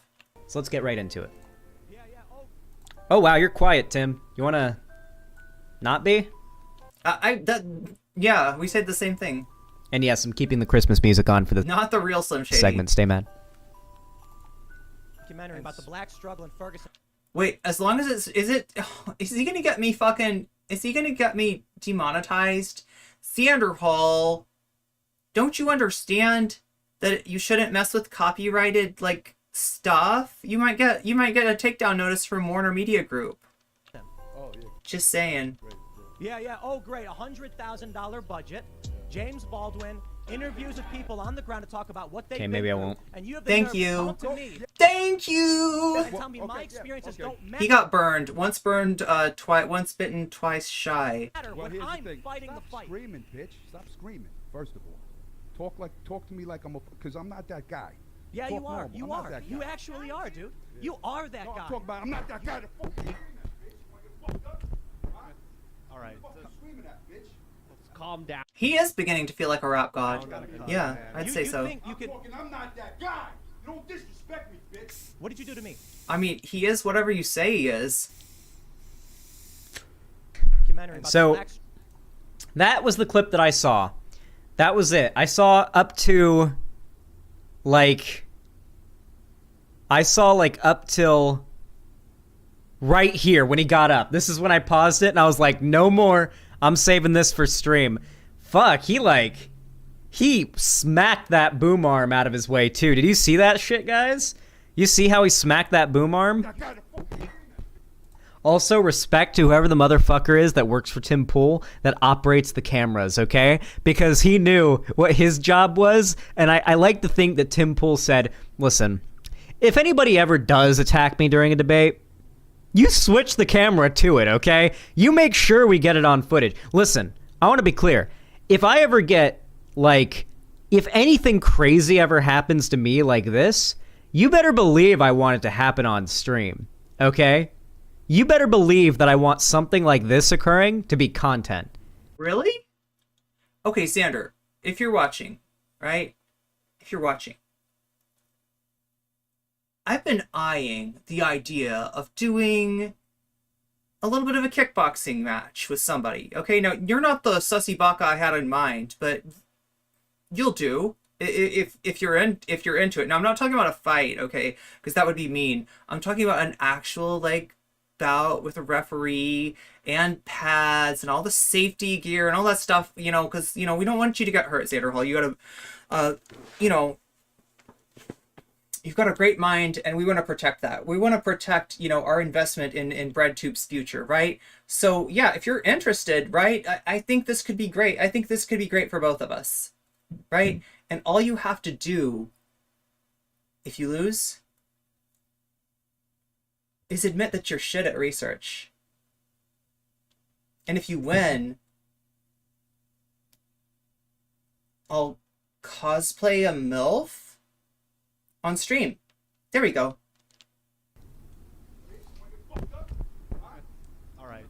You really slapped that fucking boom arm. Oh no, oh no, oh no, I just realized. You think you can... I just remembered something. What did you do to me? I don't know what he means by I'm not that guy, but I'm going to guess it means he's not that guy. Apparently here's like a longer version of the clip or like another... What do you think, chat? Would you watch Xander Hall versus NCC kickboxing bout? Or continuation? Maybe Vosh could like train you. I'm just watching the act since he kind of mentored you, right? Actual Jake clips because he posted a bunch from it. Did you? Did you? Did you laugh at me? Yeah, laugh. Did you disrespect me? I was nice to you, bro. I was being nice. You start raising your voice to me like I'm your son, bitch. You raised your voice to me? Bro, I said I respected you. I appreciate some boxing, yeah. Raising your voice shit. I stopped when you told me to. You said lower your voice, so I lowered my voice. Well, we're definitely not doing car chuck against Xander Hall. We're definitely not doing that, right? I told you I respected you coming. It was a good show. I said I respected you willing to admit when I'm not your guy, buddy. Bro, I have put so much of my life into this. Look at this. I watch your videos. I already watched your video. No, I see your videos. You don't. No, I see your video. Yeah, you're gonna say, look, this is the non-racist thing. But meanwhile, you have videos promoting Derek Chauvin and acting like he was in the right. You have videos. Oh yeah, no, you're right. He definitely he changed. He definitely changed his demeanor. Let's just say after that happened. That you have videos. I bet Zan. Yeah, I bet Zan would give me a really good fight. Of the other, you have videos of the other guy, two guys, Armory, and you go, oh, but they grabbed the pistol, defending them, killing a black man in the streets, and he ran for them and giving excuses. You have these videos, so all of this. I mean, at least until knees and elbows start happening, and then you know the story after that, chat. Shit doesn't matter. Doesn't matter. No, of course not. A decade of work doesn't matter. No, because because lives were lost by police, and you were there bootlicking the fucking cops. I think we should abolish the police. Oh shit! Does he actually believe that? Wait, why would Tim say that? Why on? Oh my god! Did I say kickboxing? I meant Muay Thai. Earth would Tim ever say that? Why? Yeah, no, it was not taking shit from Tim Well, actually, Pool. maybe he does. Tim Pool is pretty stupid. Unlike me, who takes shit from absolutely everyone, including Xander Hall. After all, there was that one clip we covered recently where he had like that breakdown, and he was talking about how if you disagree with BLM, the police will kick down your door, and you'll be arrested for disagreeing with BLM, because apparently BLM... That, he mentioned that. He actually mentions that he... Okay, so I was wondering... So when RA called him a bootlicker, he said, "Bro, I've already said that I want the police abolished, and blah, blah, blah, something about the police kicking in their door." I think that's the take that it was. So he was talking about that the police would break down your door for disagreeing with BLM. That is really rich. Stop putting myself down. It's not a good look. Oh. BLM controls the cops. I think that's what he thinks. I think he genuinely believes the police are controlled by BLM, and that's why he's now anti-cop. When BLM is pro-cop, or if he thinks BLM is pro-cop, then he's anti-cop. If he thinks cops are anti-BLM, then he's anti-BLM and pro-cop. Very ironic. Like, I think it's a super... Xander Hall's noticing this quantum superposition that Tim Pool exists in ideologically. It's just he hates BLM. I think it's just he hates black people, guys, but Mike, you just said on the last show that, like, some people mistake you for Mexican. That was your biggest I'm not thing. one of them, dude. Like, this is the life I've...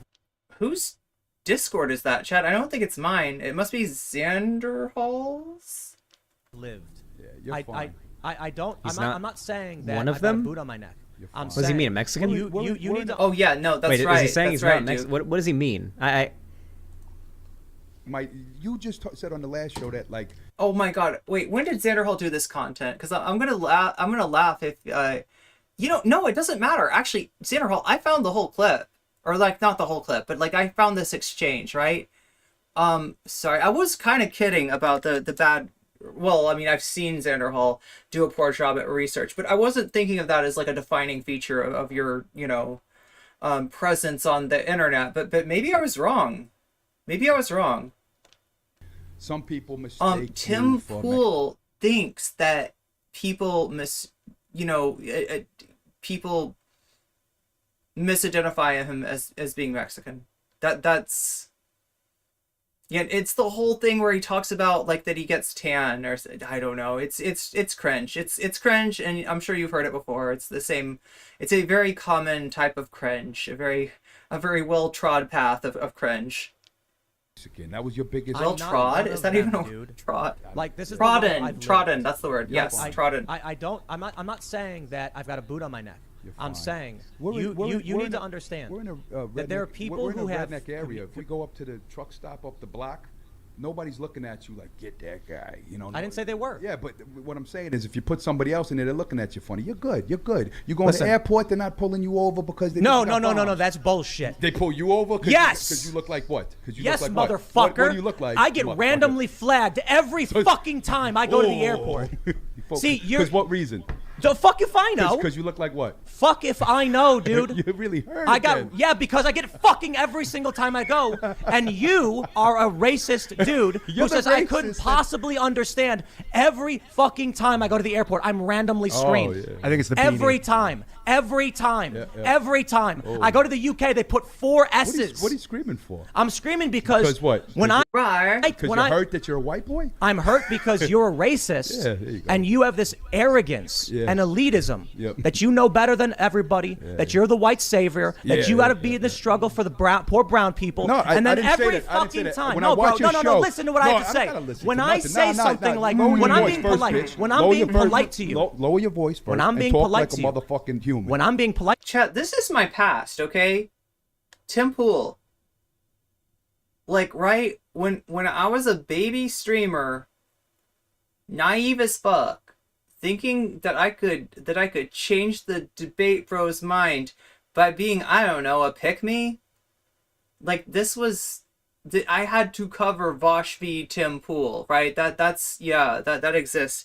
I don't even want to think about that. I almost want to just like take that video down now. Come to think of it, I'm like, I can't imagine how cringe I was. Like that was very, very early in my YouTube career, and probably not the best debate analysis you've ever seen. Actually, I remember it being kind of a boring debate. I remember being like, everyone was excited about the debate, and then it sucked. It was boring. It was terrible. But yeah, and then I say I'm looking forward to the day that I don't have to cover Xander Hall either. I deal with this problem, and then you laugh at me, dude. Yeah, I laugh sometimes. You're a racist. Yep, no, it's not. All right, I'm gonna assume that RA's. There's some base moments here. This guy is probably fairly left-leaning. The angry man, the guy who did the punt. I'm going. He's screaming because someone denied his worldview. Like Tim does to millions every day. Oh my god. To assume this guy is left-leaning. At least when I'm picking up of this conversation, it seems like homeboy here is probably marginally at least on the left, and seems to be arguing that Tim Pool is racist. Hi, Joker. All right. I'm gonna hit you guys with the ginormous 1 trillion IQ take. It's probably not good to get violent mid-debate when you're representing the left. It's probably not a good idea. I'm going to strongly take the position that we shouldn't be getting violent mid-debate. Not the greatest optics, guys. Not the great. I know you saved that. You saved that for your kickboxing match against NCC. That's right, Xander Hall. You know it, right? Greatest optics on this one. He did defend Chauvin a ton. Listen, I'm going to be completely honest. Everything this guy has said about Tim Pool has been correct, okay? I mean, like, there's no way that Tim Pool gets racially profiled at the airport, okay? That's not a thing that happens. There's no way that Tim Pool gets stopped at literally every time he goes to the airport to take a flight, there's no way he gets stopped every yes. time unless it's like he's on some list, which he might be. A lot of right-wing figures that have defended. Oh, that's a good take. Yeah, exactly. For the sake of Xander Hall Vosh and Destiny, we should avoid violence in a debate. Yes. Say the January 6th riots have ended up being on like having to get like put on lists and whatnot. But usually, if you take like if you were like doing something like for example, if you attended the Jan 6 riots, the insurrection, a lot of those. Oh, you're saying that he comes from your area of New York, but his accent sounds like Staten Island. Wait, isn't Staten Island? Isn't that kind of like a? I've always heard that described as like a right-wing borough. Is that right? You hate society and you like Xander Hall. Yeah. People are on no-fly lists or currently under investigation to be arrested. Tim Pool, from my understanding, wasn't a part of that, but I know that he's at least defended it. I mean, he's a right-wing figure. Of course he defended the Jan 6 riot insurrection thing. Yeah, and of course he's also pushed the Trump actually won the election, it was stolen thing. Yeah, Tim Pool... There's a lot of Trumpers there, a lot of liberals too. ...is literally an Alex Jones tier conspiracy theorist, okay? He's just way better at not looking as crazy as Alex Jones. That's why he doesn't get as much shit. Plus, Alex Jones was sloppy. I mean, he's not wrong about that. Alex Jones could have got... Yeah, Tim Pool says some wild shit and gets away with it in a way that, like, Alex Jones actually... people know about Alex Jones's takes, right? The frogs, chemicals in the rainwater making the frogs gay.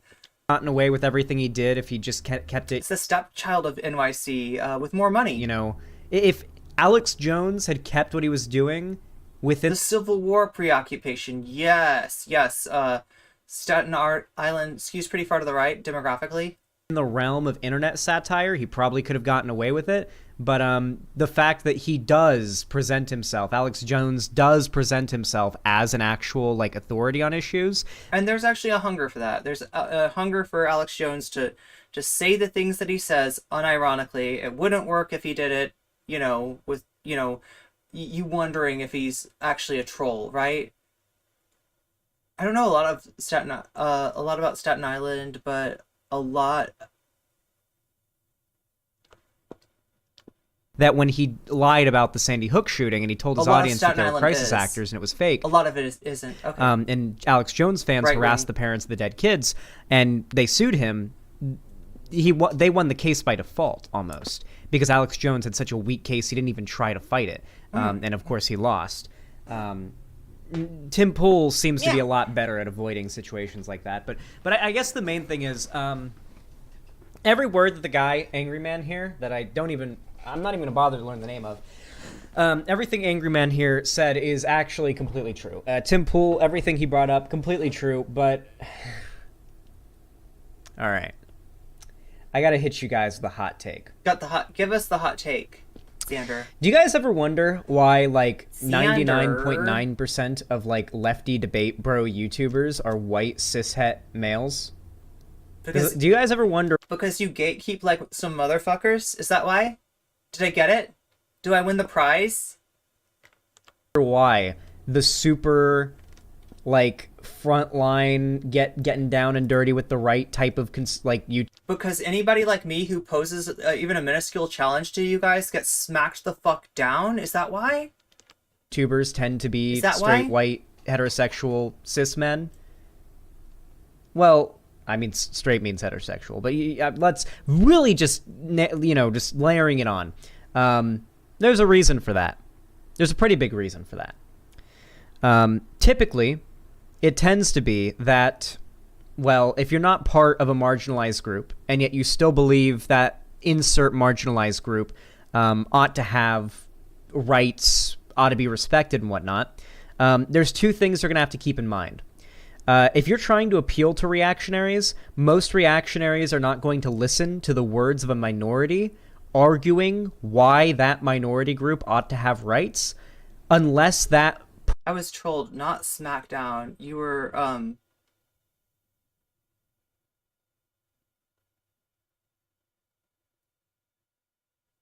Meow. Meow. Person from that minority group agrees with them politically.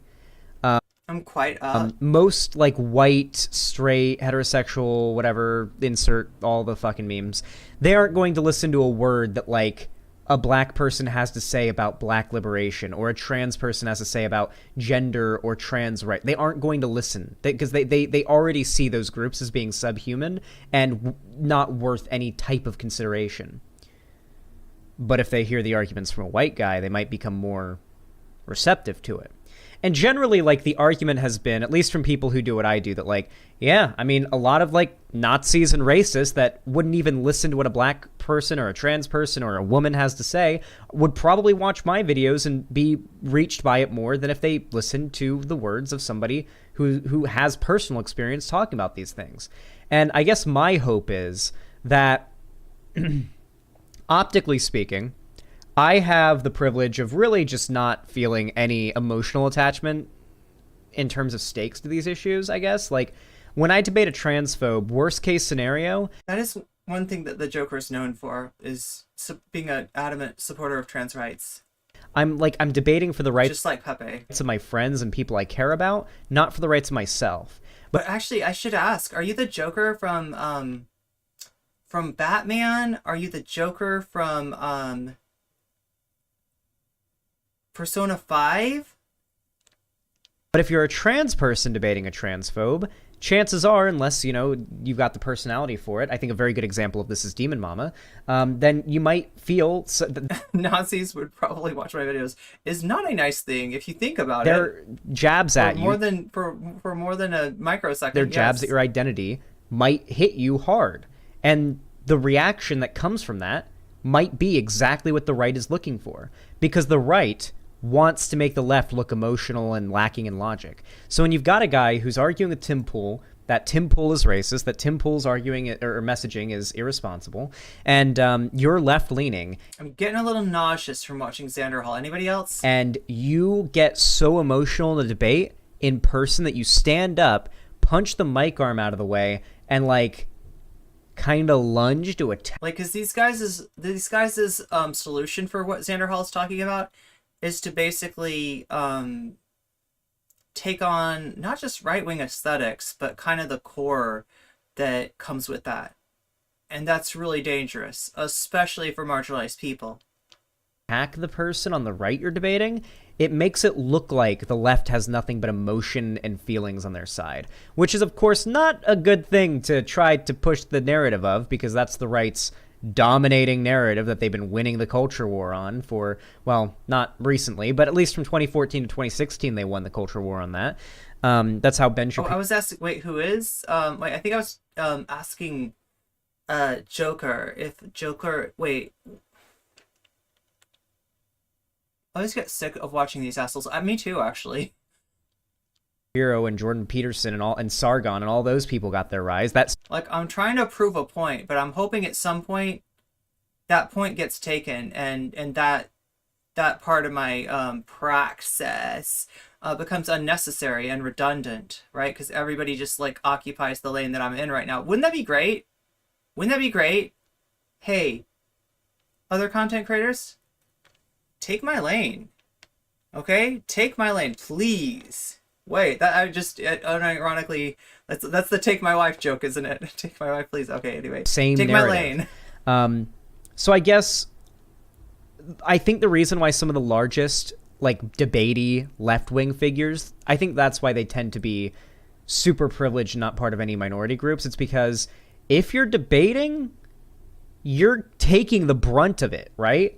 Like, me debating a transphobe on the validity of trans people doesn't feel the same as a trans person debating a transphobe on their own validity.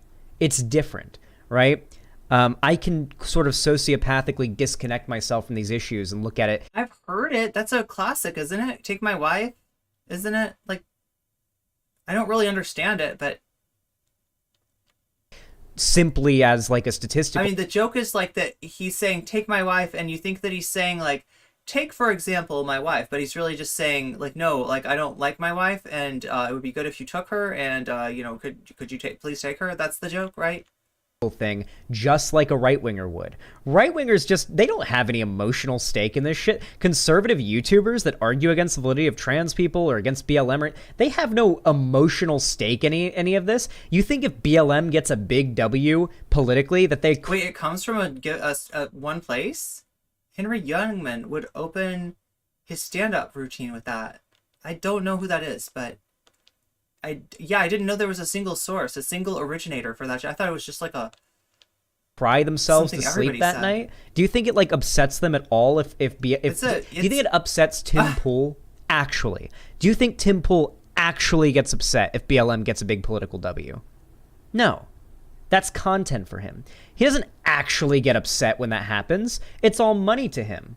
Now, granted, I would actually get upset if a law passed that said trans people can't transition anymore, some shit like that, or a law passed that made slavery legal or segregation. I wouldn't be happy about those things, and I'd be upset. A law passed that banned harems on Discord, yeah. I about it. Know what you mean. But, like, I guess the comparison is, if BLM takes a big W... is an old comedian from the Abbott and Costello and Three Stooges times. The right doesn't really lose their shit that much. But if the left, or like, let's say BLM takes a big L, right? Like Kyle Rittenhouse getting off. The left publicly and embarrassingly loses their minds. Especially on the Kyle Rittenhouse thing. America's opinion on Rittenhouse seems to have flipped at this point with how much information about it that's come out. And it's just a little. So, ironically enough, although a leftist, Sander ends up, offering some classic right-wing advice. Don't be so emotional. Yeah. Just hold it all inside. I don't know. I guess the argument that I'm making is that listen, I do understand the principle of foregoing a catharsis for strategic reasons. I absolutely do. It feels like there's a little bit of judgment in here. I don't know. Maybe I'm wrong. The ability to emotionally disconnect yourself from a topic when you're debating it is something the right has on its side because they're just spreading misinformation and peddling for money. They don't really care about these issues. They're just spreading propaganda. But while I do care about these issues, I mean, what's a transphobe gonna say to me to hurt my feelings in a debate? I'm really curious. What could let's say I debate I don't know, Blair White. All right, let's say I debate Blair White. All right, I'm trying to debate Blair White on whether or not non-binary people are valid. What could Blair White say to me that will make me seem like I'm offended, that would upset me, or would make me say or do a thing that would make me look bad? There's not much that she could say insofar as insults go. But if she was debating, let's say, an NB, well, there's a lot of things Blair White could say to that person that might affect them. I don't know. I'm not trying to argue that people who are part of minority groups are fragile or anything like that. I'm arguing right now that lived experience sort of opens up gateways through which malicious actors can try to break your focus and he did just say that the right doesn't lose its shit. Break your constitution in a debate, and that's something that if you aren't emotionally affected by these issues politically, on a personal level, on a experiential level, then those insults, those jabs, those openings that are there just aren't there for you. I guess always, not always, but yeah. I know people misuse the term ally, but the term ally is very applicable here. I'm gonna say this, all right? I hate the word ally. I hate it. You'll never ever find me calling myself an ally, okay? There's no... I don't like the word because the implication of the term ally to me implies that the validity of LGBT people or the validity and the argument that insert minority group ought to have rights... I'll read it. I'm sorry. I know people misuse the term ally. I'm trying to read. I know people misuse it, but the term ally is very applicable here. Marginalized folks need actual allies to take on what otherwise is super emotionally stressful and tiring debates. Having people you trust to defend you is very important, and I guess that's probably why so many folks are so harsh on people like you and Vosh. Probably pretty true, yeah. As I was saying before, and yeah, what you're saying is absolutely true. As for the word ally, not for any like ideological reason, but the word ally, I guess to me, always gave off the implication that the fight that's happening, they're like on equal grounds, I guess. Like what I mean when I imagine ally, I think two nations with different ideologies at war. Wait, you're the Joker from Persona 1? Wait, really? There wasn't a Joker in Persona 1 though. Are you mixed up about your personas? Right? And it's like, okay, but at the end of the day, if you're an ally of the trans community, you're not just defending trans people. By default, by defending the validity of trans people against the right, you're defending reality. That's the thing. When you argue against conservatives and their bigotry against trans people, black people, insert group, you're arguing against the concept of untruth when you argue against these people. Because their whole ideology is based in a completely separate reality than the one the rest of the world lives in. They live in a different world. They genuinely believe that, like, if we teach children about MLK, then the black students will start to hate the white students, and the white students will hate themselves. That's the actual world they think we live in. When you argue against these groups, you're just arguing against pure delusion and arguably pure evil. The closest thing to pure evil I think the real world has. I don't know. I'm too high, man. You know what I mean? Hey, Vermin, guess what? I'm about to be too. Where's my vaporizer? Actually, we got to do the segments first, but yes, I will soon. That is all I have to say. Okay, well, I feel so much wiser for having watched your wonderful content, Xander. You truly... Wait, he goes on for 5 minutes. What the fuck are you talking about, dude? If you enjoyed this video, please consider leaving... Wait, really? Cherry, tell me it was today. Managed to secure a debate. Any advice before I go in? Well, a pillow. I preferably. You could ask me this question in VC in a minute when I finish the segment we're about to do, because I can ask you so many more questions and give you so much more in regards to answers and advice in voice. But I guess the first thing I know is what topic, because it depends on the topic. It really does. It really, and who are you debating, and what's their position? Because I think like the number one skill any debater needs to have is foresight. See, now, so I'm going to disagree with his take, and I know I'm going to come up against chat a little bit in this, but seriously, his take is wrong, and this is why, okay? And this is not to send any hate at Xander Hall. This is just, because to correct the record. He's arguing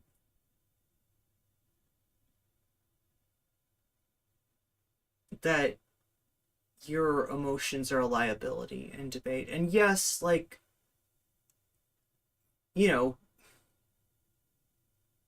getting unintentionally, like, angry does make it harder to debate. That's true, right?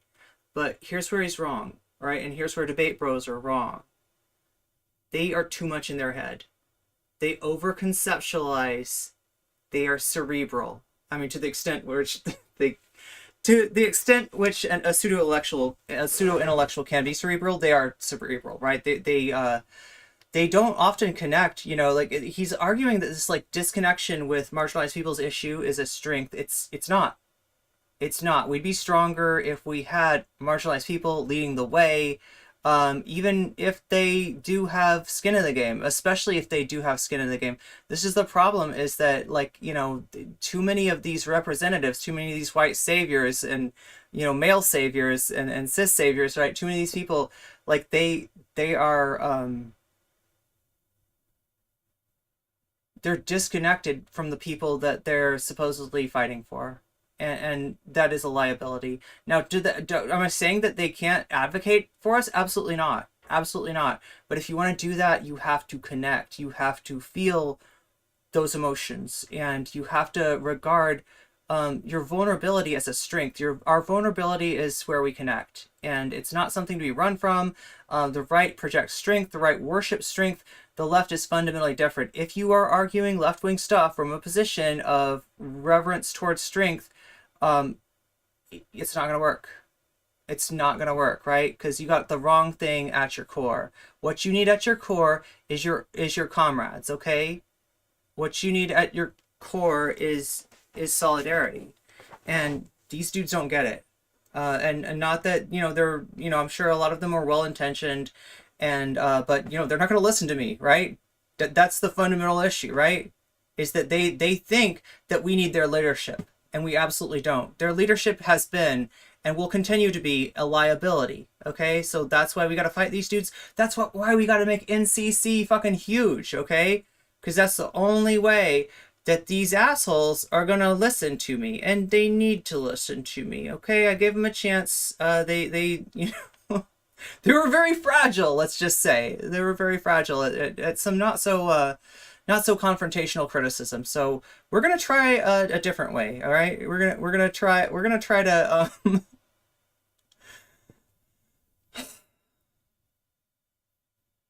look. This is what I'm saying. If you need me to girl boss Breadtube, if you need me to girl boss the internet, I will. Okay. But it's not coming from a place of wanting to be a girl boss. It's coming from a place of, from Dark Knight. Okay, cool.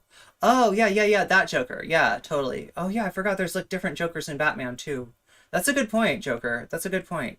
Okay, I was just curious because I thought that maybe, like, I don't know, as long as you're not like, like the Dial J Joker, I think we're cool. So, yeah. Anyway, chat, is there any other Breadtube stuff I need to react to? Anybody got like a Breadtuber's take on this that I should react to, or are we pretty much good here? What do you think, chat? Are we good?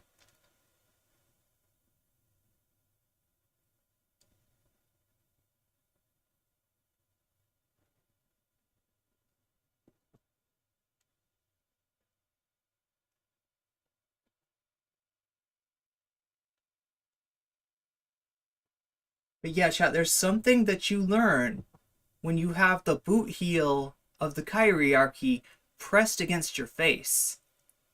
And that is knowledge that these dudes are lacking. All right? This is what they're lacking. So we need to connect these things, right? We need to break through, and that's what we're here to do. So if I want to, it's up to me. But does anybody know of anything? Is anybody like just dying to hear me like react to somebody's reaction to a reaction?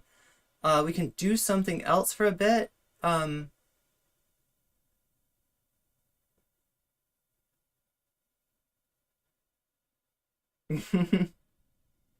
Only if you really need it, Joker. Only if you really need it.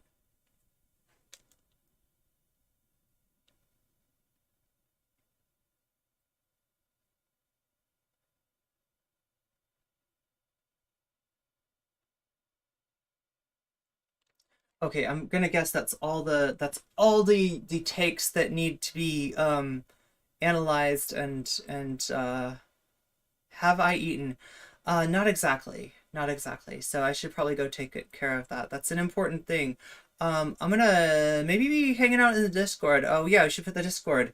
If anybody's not in the Discord already, let me give you that link. The link to the Discord. This is where we hang out. This is a cool place to be. Sometimes I hang out there and edit, and if you're interested in that sort of stuff, you might be able to learn a few things there. I mean, I'm not like the world's best editor, but I think I'm pretty good. So, yeah, thanks for being here once again, everybody. There's the Discord link. Shitty as the Joker BS Heath Ledger. Joker at least knew who Batman was, and at least knew. Oh yeah, and subs. We're gonna try to I think we're getting towards enough subs where we can maybe do like a subs only stream every 2 weeks or something. Maybe, yeah, if we get more subs we can like increase that to every 1 week. But yeah, I want to do that for you because you all are supporting me and I want to support you back. I appreciate you so much. You have no idea. I'm, you know, hurting financially, so, you know, every little bit helps. And much love. Yeah. And I'll see you